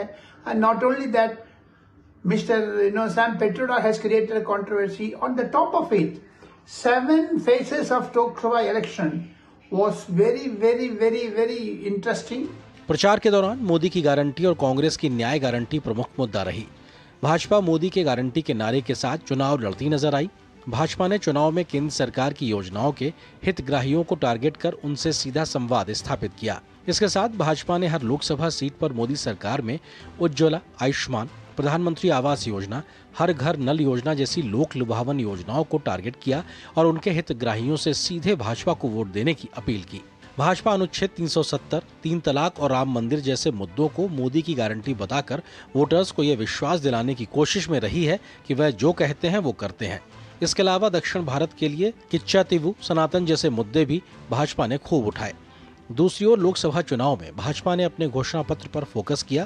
कांग्रेस ने न्याय गारंटी के साथ हर साल महिलाओं को 1 लाख रुपए देने के साथ बेरोजगारी और महंगाई जैसे मुद्दों पर चुनाव में जोर शोर से उठाने की कोशिश की। इसके साथ चुनाव के अंतिम दौर में कांग्रेस ने हर महीने 8,500 रुपए देने की अपनी योजना को आगे लाकर मोदी की गारंटी को सीधी चुनौती दी। लोकसभा चुनाव में आरक्षण का चुनावी शोर खूब सुनाई दिया। आरजेडी सुप्रीमो लालू प्रसाद यादव का मुस्लिम आरक्षण को लेकर एक बड़ा बयान सामने आ गया। लालू ने मुसलमान को पूरा आरक्षण दिए जाने की वकालत की।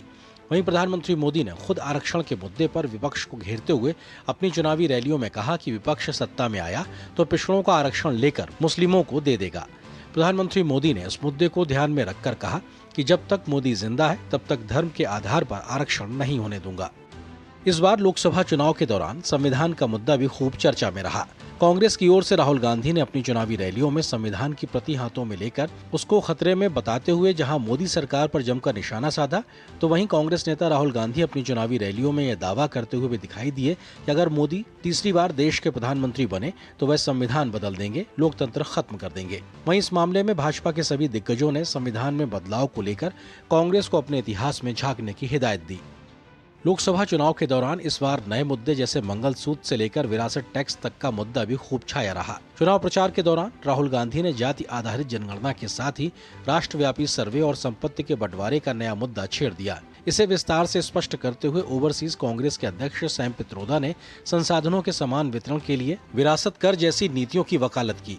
कांग्रेस से जुड़ाव रखने वाले सैम पित्रोदा के बयान का हवाला देते हुए प्रधानमंत्री नरेंद्र मोदी ने इसे तत्काल मध्यम वर्ग का बड़ा मुद्दा बनाते हुए महिलाओं के मंगलसूत्र छीनने और 4 कमरे के फ्लैट में 2 कमरे लेकर दूसरे को दिए जाने से जोड़कर कांग्रेस के सत्ता में आने पर विरासत टैक्स लगाने का डर दिखाया। लोकसभा चुनाव के दौरान दिल्ली के मुख्यमंत्री अरविंद केजरीवाल से लेकर झारखंड के मुख्यमंत्री रहे हेमंत सोरेन की गिरफ्तारी को लेकर भी विपक्ष ने भाजपा को जमकर घेरा। दिल्ली से लेकर हरियाणा और गुजरात का केजरीवाल की गिरफ्तारी का मुद्दा और चुनाव के अंतिम दौर में केजरीवाल का सुप्रीम कोर्ट से चुनाव प्रचार के लिए बेल मिलने के बाद विपक्षी नेताओं का एकजुटता के साथ शक्ति प्रदर्शन का शोर भी खूब सुनाई दिया। वहीं बाद में स्वाति मालीवाल के साथ दिल्ली सीएम हाउस पर हुई मारपीट के मामले में केजरीवाल फिर से फंसते नजर आए। लोकसभा चुनाव के अंतिम दौर में चुनाव प्रचार के दौरान इस बार नए अंदाज के चुनावी जुमले खटाखट फटाफट पर चुनावी शोर खूब सुनाई दिया। कांग्रेस नेता राहुल गांधी ने सटासट फटाफट खटाखट का जुमला उछालकर भाजपा और प्रधानमंत्री मोदी को जमकर घेरा। राहुल गांधी को जवाब प्रधानमंत्री नरेंद्र मोदी ने अपने अंदाज में देते हुए कहा, पंजे और साइकिल के सपने टूट गए हैं, खटाखट खटाखट। भले ही लोकसभा चुनाव के दौरान सत्ता पक्ष और विपक्ष के बीच ढेरों मुद्दों को लेकर बयानबाजी देखी गई हो, लेकिन 4 जून को परिणाम आने के बाद यह साफ हो जाएगा कि जनता ने किस मुद्दे पर किसका साथ दिया है। जनादेश डेस्क, टीटी न्यूज।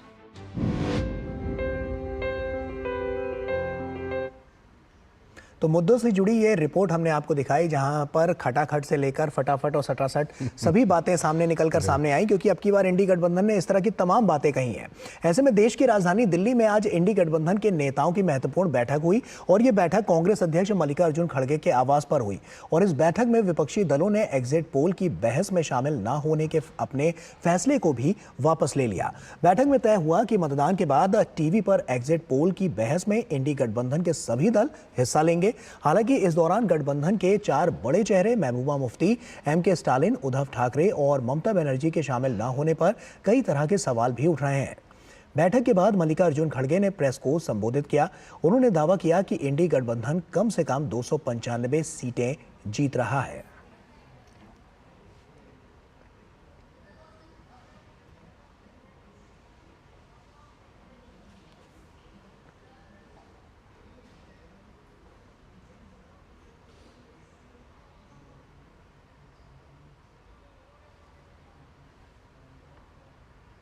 आज बीजेपी और उनके साथी लोग खास करके एग्जिट पोल पे बहुत वो लोग चर्चा करेंगी और इसीलिए लोगों में कंफ्यूजन नहीं होना और वो जो नैरेटिव देने की कोशिश कर रहे हैं उसको हमने सच्चाई इस देश के लोगों को बताना चाहते हैं।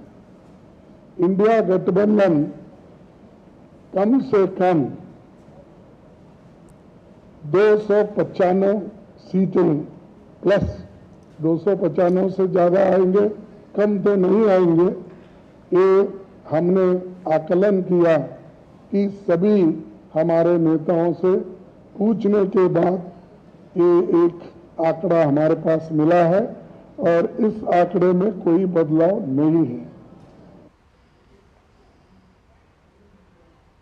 तो 295 सीटों का दावा कर रहे हैं कांग्रेस के अध्यक्ष मल्लिकार्जुन खड़गे इंडी गठबंधन के लिए। बगल में अरविंद केजरीवाल भी थे लेकिन बड़े उदास से नजर आ रहे थे। खैर, हम सब जानते हैं उसकी क्या वजह है। हमारे साथ हमारे दो संवाददाता जुड़ रहे हैं, अभिषेक सिंह और अमृतपाल सिंह। दोनों संवाददाता हमारे साथ, अभिषेक सिंह हैं दुमका से झारखंड के और अमृतपाल सिंह भी हमारे साथ मौजूद हैं, ये आनंदपुर साहिब पंजाब से। हमारे साथ दोनों संवाददाता मौजूद हैं। पहले मैं रुख करता हूं, आज क्योंकि मतदान था तो मैं अमृतपाल सिंह के पास चलता हूं। अमृत, इस बार कैसा रहा समीकरण, क्योंकि लंबे समय के बाद, मुझे लगता है शायद कम से कम 2-2.5 दशक मान लेते हैं, उसके बाद ये 4 कोने का मुकाबला पंजाब में होता हुआ इस बार दिखाई पड़ा। इसका क्या असर हो सकता है? आपने ठीक कहा। मेरे ख्याल से श्रोमणी अकाली दल और बीजेपी का अलायंस हुआ था 1996 में, 1996 में। 20 में ये अलायंस टूटता है जब वो एनडीए से वॉकआउट करते हैं। पिछली जनरल इलेक्शन इकट्ठे ही लड़ी थी उन्होंने। इंडी अलायंस तो खैर हाल का अलायंस है, नेशनल लेवल पे है, स्टेट लेवल पर नहीं है। 2022 में भी इन्होंने एक दूसरे के खिलाफ इलेक्शन लड़ी थी। आम आदमी पार्टी कांग्रेस को ही रिप्लेस करके आई थी। बेसिकली ये है कि यहाँ पर चौकोनिया मुकाबला हो गया है ज्यादातर सीटों पे। कुछ 2-3 सीटों पे एक 5वां धड़ा भी है सिमरनजीत मान का या उनके बैक कैंडिडेट्स का। 3 सीट पर बेसिकली वो फर्क डाल रहे हैं।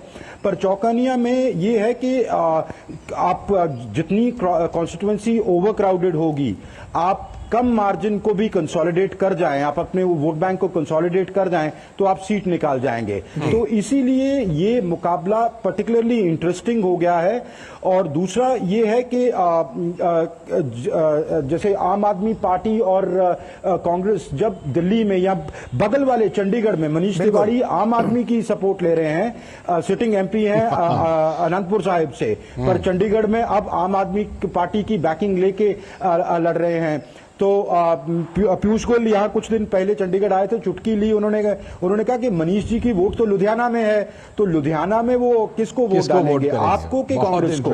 तो हाँ, तो ये सभी सवाल हैं जो लोगों के मन पे हैं। दूसरा, लोगों को यहाँ पर जो टर्न कोर्ट्स के अगेंस्ट जो वो है, इंक्लूडिंग बीजेपी, परनीत कौर कांग्रेस में थी, अब बीजेपी से इलेक्शन लड़ रही है। रवनीत बिट्टू लुधियाना से पहले 10 साल कांग्रेस के एमपी रहे हैं, वो बीजेपी के कैंडिडेट हैं। आपका एमपी, सिटिंग एमपी जलंधर का अब बीजेपी चला गया, तो उनके टर्न कोर्ट्स के खिलाफ भी एक गुस्सा है। ऐसे में अमृतपाल, ग्राउंड जीरो पर जैसा हम देख रहे हैं, अब की बार बीजेपी 13 की 13 सीटों पर अकेले चुनावी मैदान में है। जिस बात का जिक्र लालचंद जी ने भी किया कि अब की बार 4 पैरामीटर्स वहां पर देखने को मिल रहे हैं, 4 पॉइंट्स पर चुनाव हो रहा है, 4 अलग अलग पार्टियां लड़ रही हैं। शिरोमणि अकाली दल वो भी अलग है और बीजेपी भी अलग है। तो अब की बार जो वहां पर वोट प्रतिशत जिसकी हम बात कर रहे हैं, वोट बैंक की जिसकी हम बात कर रहे हैं, क्योंकि हमने देखा है कि हिंदू का अच्छा खासा वोट बैंक है, तो अब की बार क्या लगता है कि अब की बार क्या ये जो वोट शिफ्टिंग वाला जो हमने हमेशा से देखा है चुनाव में, जो बहुत बड़ा मुद्दा बनता है, अब की बार वहां पर ग्राउंड जीरो पर इसमें क्या देखने को मिल रहा है? देखिए, बीजेपी का हमेशा वोट बैंक हिंदू रहा है, अर्बन हिंदू रहा है। रूरल हिंदू भी बीजेपी को वोट नहीं करता, वो कांग्रेस को वोट करता है पंजाब में। वो अकाली दल से अलग हुए जब पिछली बार क्या, अभी तक क्या होता था 25 सालों में, रूरल वोट अकालीस लेके आते थे, अर्बन वोट बीजेपी लेके आती थी। अच्छा कॉम्बिनेशन था, दोनों को फायदा होता था। इस बार दोनों एक दूसरे के खिलाफ हैं, तो दोनों अपने अपने हलकों में एक दूसरे का नुकसान कर रहे हैं। कालीस अर्बन वोटर में नहीं अच्छा परफॉर्म करेंगे। तो पर ये हुआ है कि क्योंकि जैसे अमृतपाल सिंह जो खडूर साहब से इलेक्शन लड़ रहे हैं, प्रो खालिस्तान प्रोटैगनिस्ट हैं, डिब्रूगढ़ जेल में बंद हैं नेशनल सिक्योरिटी एक्ट के, या संगरूर के एमपी हैं सिमरनजीत मान, या इवन फार्मर प्रोटेस्ट, उससे जो अर्बन हिंदू है वो लामबंद हुआ है।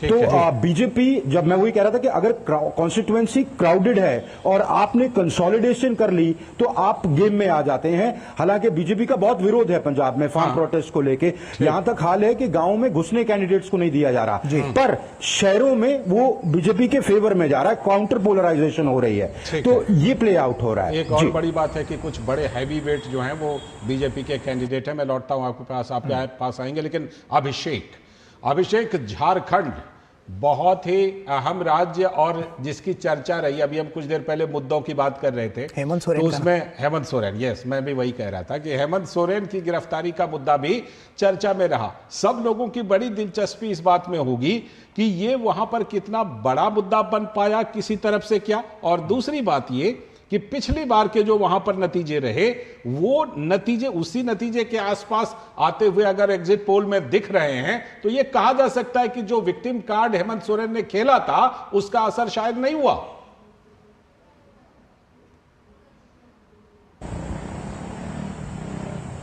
आप भी इसी इलाके से ताल्लुक रखते हैं और आपको भी इस इलाके की पूरी जानकारी है।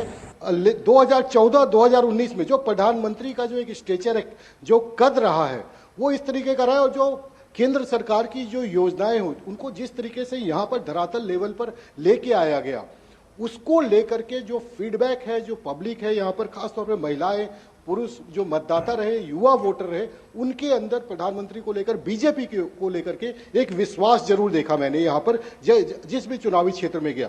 जहां तक हेमंत सोरेन की गिरफ्तारी की आप बात करें, तो अगर आदिवासी वोटरों की हम बात करें, जो कि आदिवासी वोटरों, तो एक जो कन्वर्जन का मुद्दा था, और दूसरा यहाँ पे जिस तरीके से सबसे ज्यादा प्राकृतिक रूप से संपन्न राज्य है ये, बावजूद इसका जो लाभ नहीं मिल पा रहा है इस राज्य को, ये भी एक बड़ा मुद्दा उभर के आया।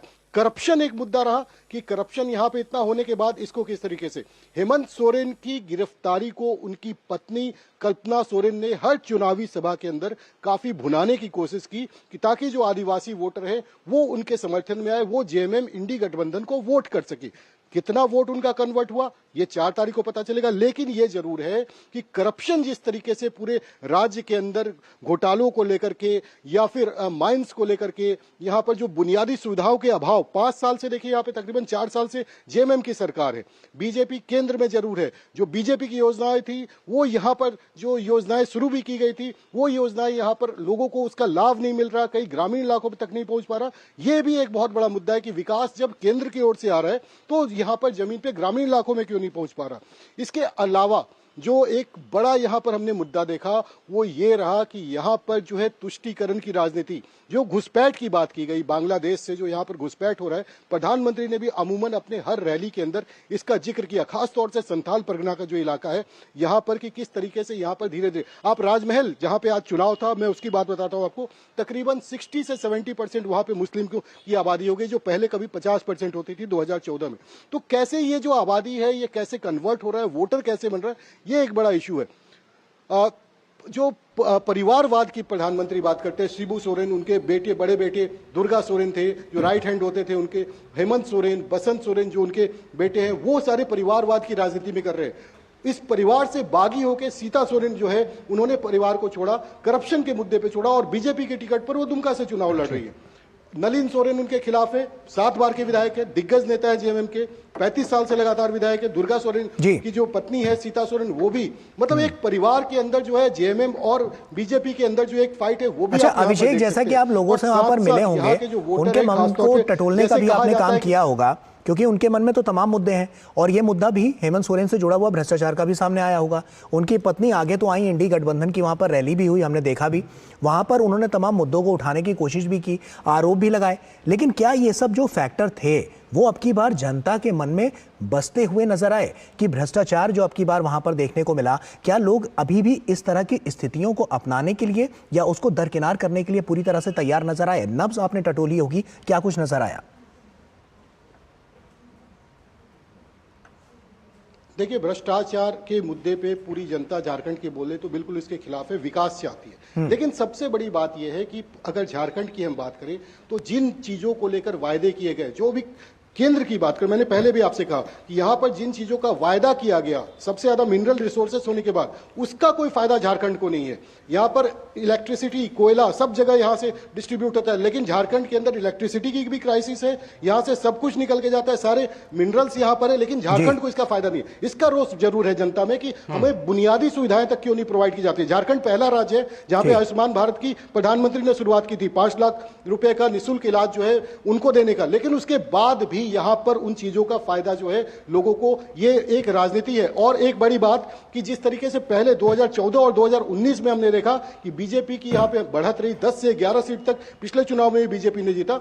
इस बार थोड़ा सा मुद्दा इसमें बदलाव हो सकता है, क्योंकि प्रधानमंत्री की लोकप्रियता अपनी जगह पे है, लेकिन जो यहां पर बीजेपी के नेता है, क्या उन लोगों ने जो वायदा किया, जो स्थानीय मुद्दों को लेकर वायदा किया, उसको कितना पूरा किया? बिल्कुल, हम आपके पास लौटेंगे, लेकिन अश्विनी मिश्र हमारे संवाददाता मिर्जापुर से, पूर्वांचल के मिर्जापुर उत्तर प्रदेश के, जुड़ चुके हैं। अश्विनी मिश्र, अश्विनी, मैं आपसे पूर्वांचल के अलावा चाहूंगा कि आप लगभग पूरे उत्तर प्रदेश की एक तस्वीर हमें बताएं कि कितनी सीटों पर आपको लगा कि फाइट है, क्योंकि 80 की 80 सीटें जीतने का दावा भारतीय जनता पार्टी की तरफ से की गई, तमाम दावे किए गए। अखिलेश यादव ने कांग्रेस के साथ मिलकर गठबंधन बनाया, अंतिम समय में वो गठबंधन बना हा ना करते करते, और लास्ट मिनट में जयंत चौधरी ने रास्ता बदल लिया।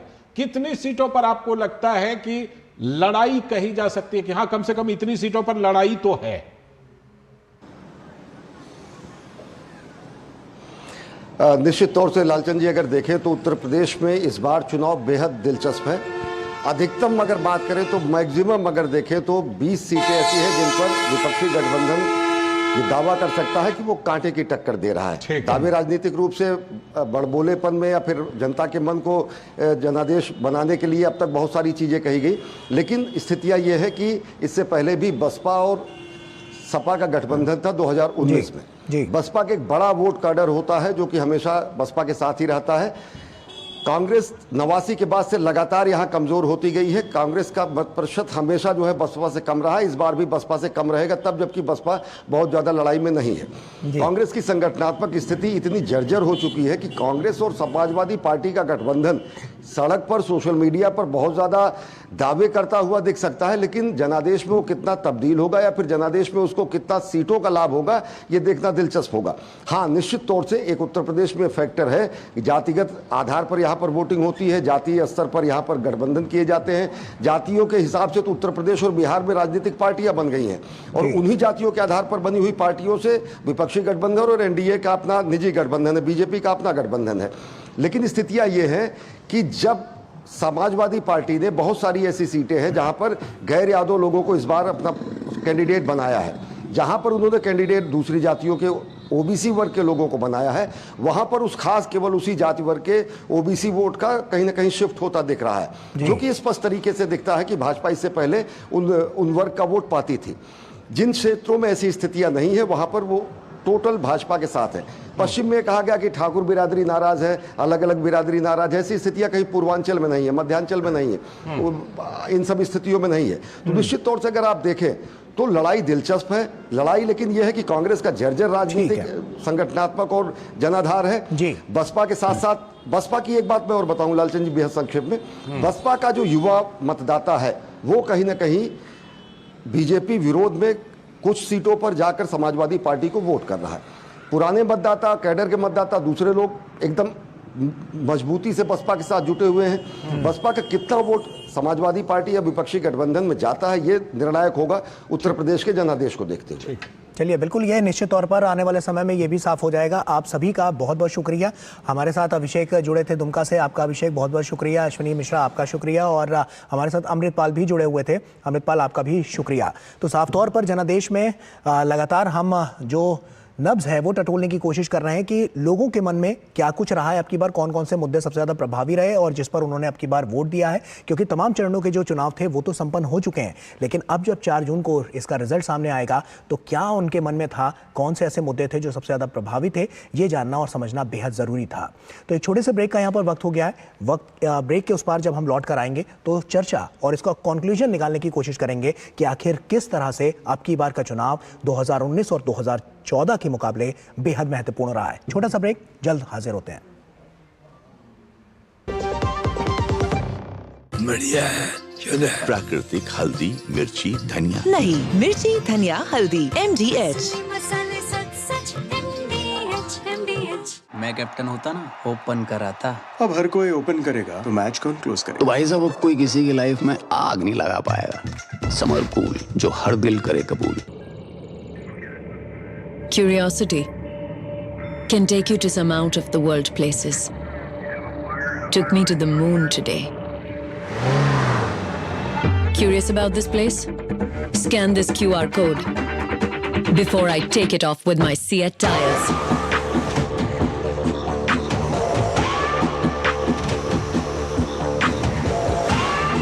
Seat, crafted for the curious. घुटना, कंधा या कमर, चाहे जैसा हो दर्द, डॉक्टर ऑर्थो आपको देता है दर्द से पूरी आजादी। ये कोई टेम्पररी पेन किलर नहीं, आयुर्वेदिक औषधि है। अब तक टेस्टी राजमा बनाना नहीं आया। बिना MDH राजमा मसाला के टेस्टी राजमा कैसे बनेगा? MDH राजमा मसाला। क्या स्वादिष्ट राजमा बनाए। MDH। स्वागत है ब्रेक के बाद। आप देख रहे हैं DD न्यूज पर जनादेश 2024 और अब हम बिल्कुल ये जो हमारा स्पेशल प्रोग्राम है इसके आखिरी दौर में आ गए हैं। तो इस आखिरी दौर में हमारे साथ हम देखेंगे कि 3 एक्सपर्ट, एक तो हमारे साथ अशोक टंडन जी जुड़े हुए हैं ही स्टूडियो में, साथ में रविशंकर रवि, मुख्य संपादक दैनिक पूर्वोदय गुवाहाटी के। बहुत बहुत स्वागत रविशंकर रवि जी आपका इस चर्चा में। और हमारे साथ दिलीप छावड़े, वरिष्ठ पत्रकार, मुंबई से भी जुड़ चुके हैं। बहुत बहुत स्वागत आपका भी दिलीप जी। सबसे पहले दिलीप जी के पास चलते हैं, फिर रवि जी के पास जाएंगे और हमारे साथ अशोक सर तो जुड़े हुए हैं ही। दिलीप जी, महाराष्ट्र की काफी चर्चा रही सर इस बार, और यह चर्चा रही कि एनडीए की जो वहां पर 41 सीटें हुआ करती थी 41, वो दोहराना एक बड़ी चुनौती है। और जिन राज्यों की सबसे ज्यादा चर्चा हुई, जिसमें कि इंडी गठबंधन को लेकर के कि भाई वहां वो चुनौती दे सकते हैं, उसमें महाराष्ट्र रहा। कितनी चुनौती दे पाई इंडी गठबंधन वहां पर? इस समय का चित्र बहुत अलग है। हाँ, इसका कारण यह है कि इस चुनाव में कांग्रेस 3 कांग्रेस पार्टियां हैं जो पहले कभी हुआ नहीं था। मतलब मेन कांग्रेस पार्टी और एनसीपी के 2 गुट, ऐसे 3 कांग्रेस पार्टियां हैं। 2 शिवसेना है और भारतीय जनता पार्टी है, बाकी निर्दलीय वगैरह है। तो अभी वो डिवीजन, विभाजन किस तरफ होगा, कैसे होगा, ये बताना बड़ा मुश्किल है। इसके 2 कारण है। एक है हिंदुत्व के समर्थक और हिंदुत्व के विरोधक, दोनों खुल के एक दूसरे के सामने आए हैं। फॉर एग्जाम्पल शिवसेना, उद्धव ठाकरे की शिवसेना जो सालों से 50-60 सालों से हिंदुत्व का प्रचार कर रही थी, इस समय उनका नूर जरा बदल गया है। ऐसा ही काफी पार्टियों के बारे में हुआ है। Only BJP has continued it's steadfast policy, बाकी सब पार्टियों ने एडजस्टमेंट किया है। इसका प्रभाव इलेक्शन पर जरूर पड़ने वाला है। और दूसरी बात यह है कि महाराष्ट्र में इस समय अकाल का बहुत संकट आ गया है, पानी की किल्लत हो रही है, इसका भी प्रभाव इलेक्शन पे पड़ने वाला है। लेकिन ये पहली बार हुआ नहीं है, ये हमेशा होता है, हर इलेक्शन में होता है। इसलिए ये देखना जरूरी है कि जो प्रचार हुआ है, विशेषतः जो प्रचार कांग्रेस ने दिलीप जी, जैसा कि अब की बार की हमने जब राजनीति महाराष्ट्र की साफ तौर पर देखी है, तो उसमें शिवसेना का जो रोल है, क्योंकि हमने देखा है 2 फाड़ उसमें नजर आई है, 2 अलग अलग गुट नजर आए हैं शिवसेना को लेकर।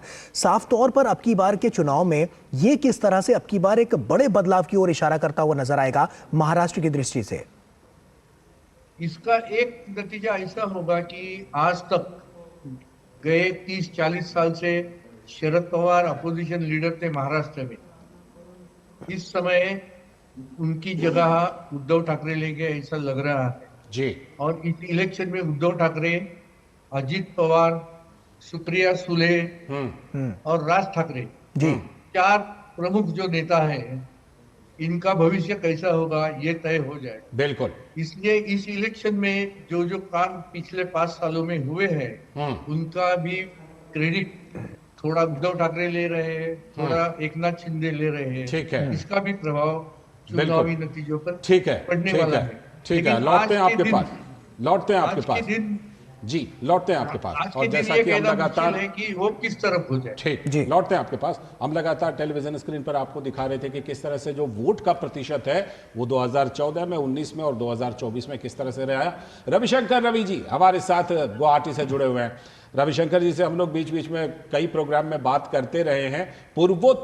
पूर्वोत्तर की जो तमाम सीटें हैं रविशंकर रवि जी, हमने इस बार देखा कि भारतीय जनता पार्टी ने एक बड़ी अच्छी सिनर्जी बनाई कि बहुत सारे ऐसे राज्य पूर्वोत्तर के हैं जहां 1 सीटें हैं या 2 सीटें हैं, वहां भारतीय जनता पार्टी ने वो सीट वहां के अपने सहयोगी दल के लिए छोड़ दी, एनडीए के सहयोगी दल के लिए, और बाकी जगहों पर बड़ी मजबूती से लड़ी। पूर्वोत्तर का सीन इस बार 2019 से कुछ अलग हो सकता है क्या? जी बिल्कुल हो रहा है, और इस बार एनडीए ज्यादा ताकतवर होकर पूर्वोत्तर में उभर रही है। अगर हम असम की ही बात करें तो 19 में असम की 14 सीटों में भाजपा के पास मात्र 9 सीटें थी जी। लेकिन इस बार जो अनुमान लगाए जा रहे हैं कि एनडीए के पास कम से कम 12 सीटें पूर्वोत्तर से होंगी। और दूसरी बात, अगर दूसरे राज्यों की देखें तो अरुणाचल में भाजपा की दोनों सीट है वहां पर, और त्रिपुरा में भाजपा की दोनों सीट है वहां पर जीतने का अनुमान है। ये जो आपने बात की कि पूर्वोत्तर में भाजपा ने छोटे छोटे दलों के साथ जो अलायंस किया है, जो उनका सम्मान दिया है, उसका लाभ भारतीय जनता पार्टी को मिलता रहा। नागालैंड में उसने एनपीपी के लिए वो सीट छोड़ दी, भाजपा वहां से चुनाव नहीं लड़ रही है। मिजोरम में वहां पर कांग्रेस के साथ मुकाबला है यहाँ के रीजनल पार्टी ZMPA का। लेकिन अगर मेघालय में देखिए तो एनपीपी जहां से अगाथा संगमा जीतती हैं, वहां से भाजपा ने उम्मीदवार नहीं खड़ा किया। तो ये जो भाजपा की रही है, असम में असम गण परिषद को उसने 2 सीट दिया, और प्रमोद बोड़ो की अगुवाई वाली यूपीपीएल जो बीजेपी में जिनका शासन है, उनके लिए उन्होंने 1 सीट छोड़ा। उसका परिणाम ये है कि असम गण परिषद और यूपीपीएल दोनों का खाता इस बार लोकसभा चुनाव में खुलने का अनुमान है, ये स्पष्ट तौर से दिख रहा है। एक चीज हुआ है जो इस बार दिख रहा है कि AIUDF के प्रमुख बदरुद्दीन अजमल, उनकी स्थिति बहुत ही कमजोर हो गई है, और पूर्वोत्तर की राजनीति में धुबड़ी से अगर वो हार जाते हैं, जैसा कि अनुमान लोग लगा रहे हैं, अब वो तो परिणाम आने के बाद ही पता चलेगा, तो निश्चित रूप से असम की राजनीति में एक नए बदलाव की तरफ देखा जा सकता है। लेकिन पूर्वोत्तर में प्रधानमंत्री का सिर्फ घोषणाएं नहीं, उनका जो परफेक्शन रहा है नॉर्थ ईस्ट को लेकर, नॉर्थ ईस्ट में जिस ढंग से उन्होंने चीजों को करके दिखाया है जो आज तक नहीं हुआ, इसलिए पूर्वोत्तर के लोगों को और खास करके आदिवासी समूहों को लगता है कि यह प्रधानमंत्री है जो दूर दिल्ली में बैठा है, और कहां अरुणाचल के चीन से लगी सीमा को यह सरकार बोल रही है कि भारत का प्रवेश गांव है। ये जो कॉन्सेप्ट है, ये जनजाति समूहों को अच्छा लगता है, उनके कलेजे में एक ठंडक लगती है जो अभी तक वो उपेक्षा के भाव से देखे जाते हैं। तो वह जो परफेक्शन है और वह जो पूर्वोत्तर में एक बदलाव दिख रहा है, उसका असर निश्चित रूप से इस बार के चुनाव पर पड़ा है। और लोग पहले से ही ये मान रहे थे कि यहाँ पर एनडीए पहले की तुलना में ज्यादा अच्छा परफॉर्मेंस करके दिखाएगा, और असम गण परिषद जैसे जो छोटे छोटे जो प्रमुख राजनीतिक दल हैं, उनको साथ लेने की वजह से क्या हुआ कि जो अन्य क्षेत्रीय दल हैं, जो आवेग और उग्र क्षेत्रीयतावाद के आधार पर आगे बढ़ रहे थे, उनको काटा है। क्षेत्रीय दल और बिल्कुल राष्ट्रीय दल रविशंकर जी, ये जब तमाम एक ऐसे साथ फैक्टर्स हैं जो आपने यहाँ पर गिनाए हैं, साफ तौर पर ये बहुत महत्वपूर्ण हो जाते हैं, क्योंकि जब चुनाव यहाँ पर हुआ तो ऐसे में जो मतदाता है उनके मन में ये तमाम सवाल रहे होंगे, तमाम मुद्दे रहे होंगे, जिनके आधार पर उन्होंने, हमने देखा कि वोट डाला है। और पूर्वोत्तर जो हमने देखा है कि जो वोट परसेंटेज यहाँ पर निकलकर सामने आया है, उसने तमाम कीर्तिमान भी यहाँ पर हासिल करते हुए वहाँ पर दिखाई दिए हैं, क्योंकि लोग बढ़ चढ़कर अब की बार इस लोकतंत्र के महापर्व में अपने मताधिकार का प्रयोग करते हुए नजर आए। एक छोटे से ब्रेक के लिए यहाँ पर रुक रहे हैं और वापस लौटेंगे तो इसी पर चर्चा जारी रहेगी। जल्द हाजिर होते हैं। पाव भाजी को फेवरेट बनाता है MDH पाव भाजी मसाला। MDH पाव भाजी मसाला। MDH बनाए पाव भाजी लाजवाब। MDH गोल्डी छोले मसाले, जहाँ जाए रिश्ते बनाए। जहाँ जाए रिश्ते बनाए गोल्डी मसाले। Curiosity can take you to some out of the world places. Took me to the moon today. Curious about this place? Scan this QR code before I take it off with my Seat tires.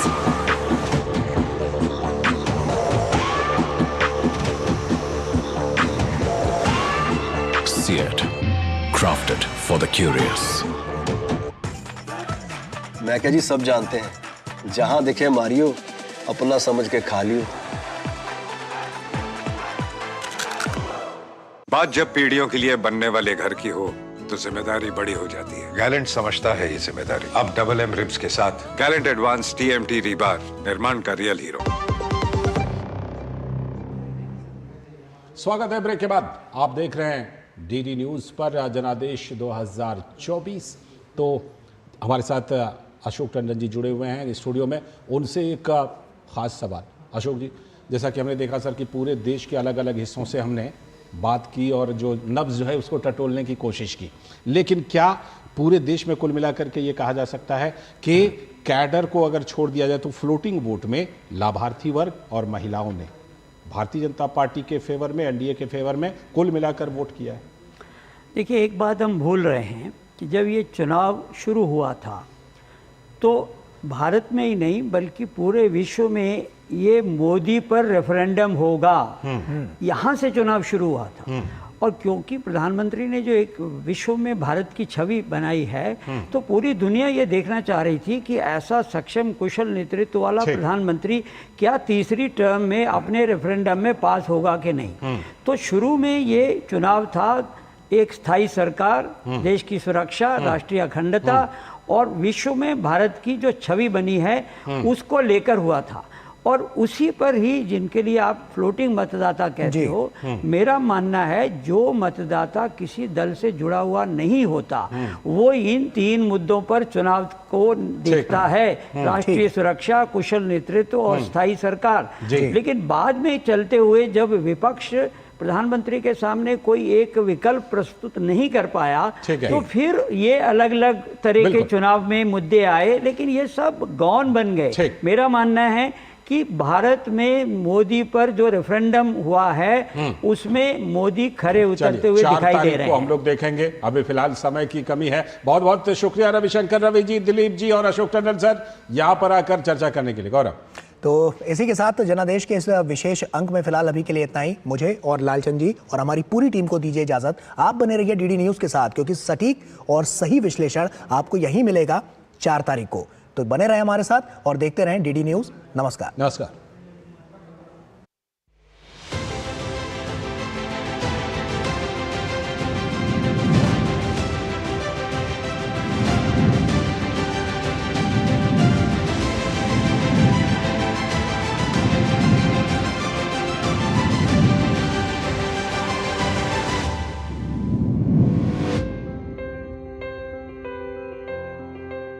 जनादेश के थे MDH बढ़िया है, शुद्ध है। MDH मिर्ची, धनिया, हल्दी, असली मसाले सच। MDH और गैलेंट एडवांस रबर, निर्माण का रियल हीरो।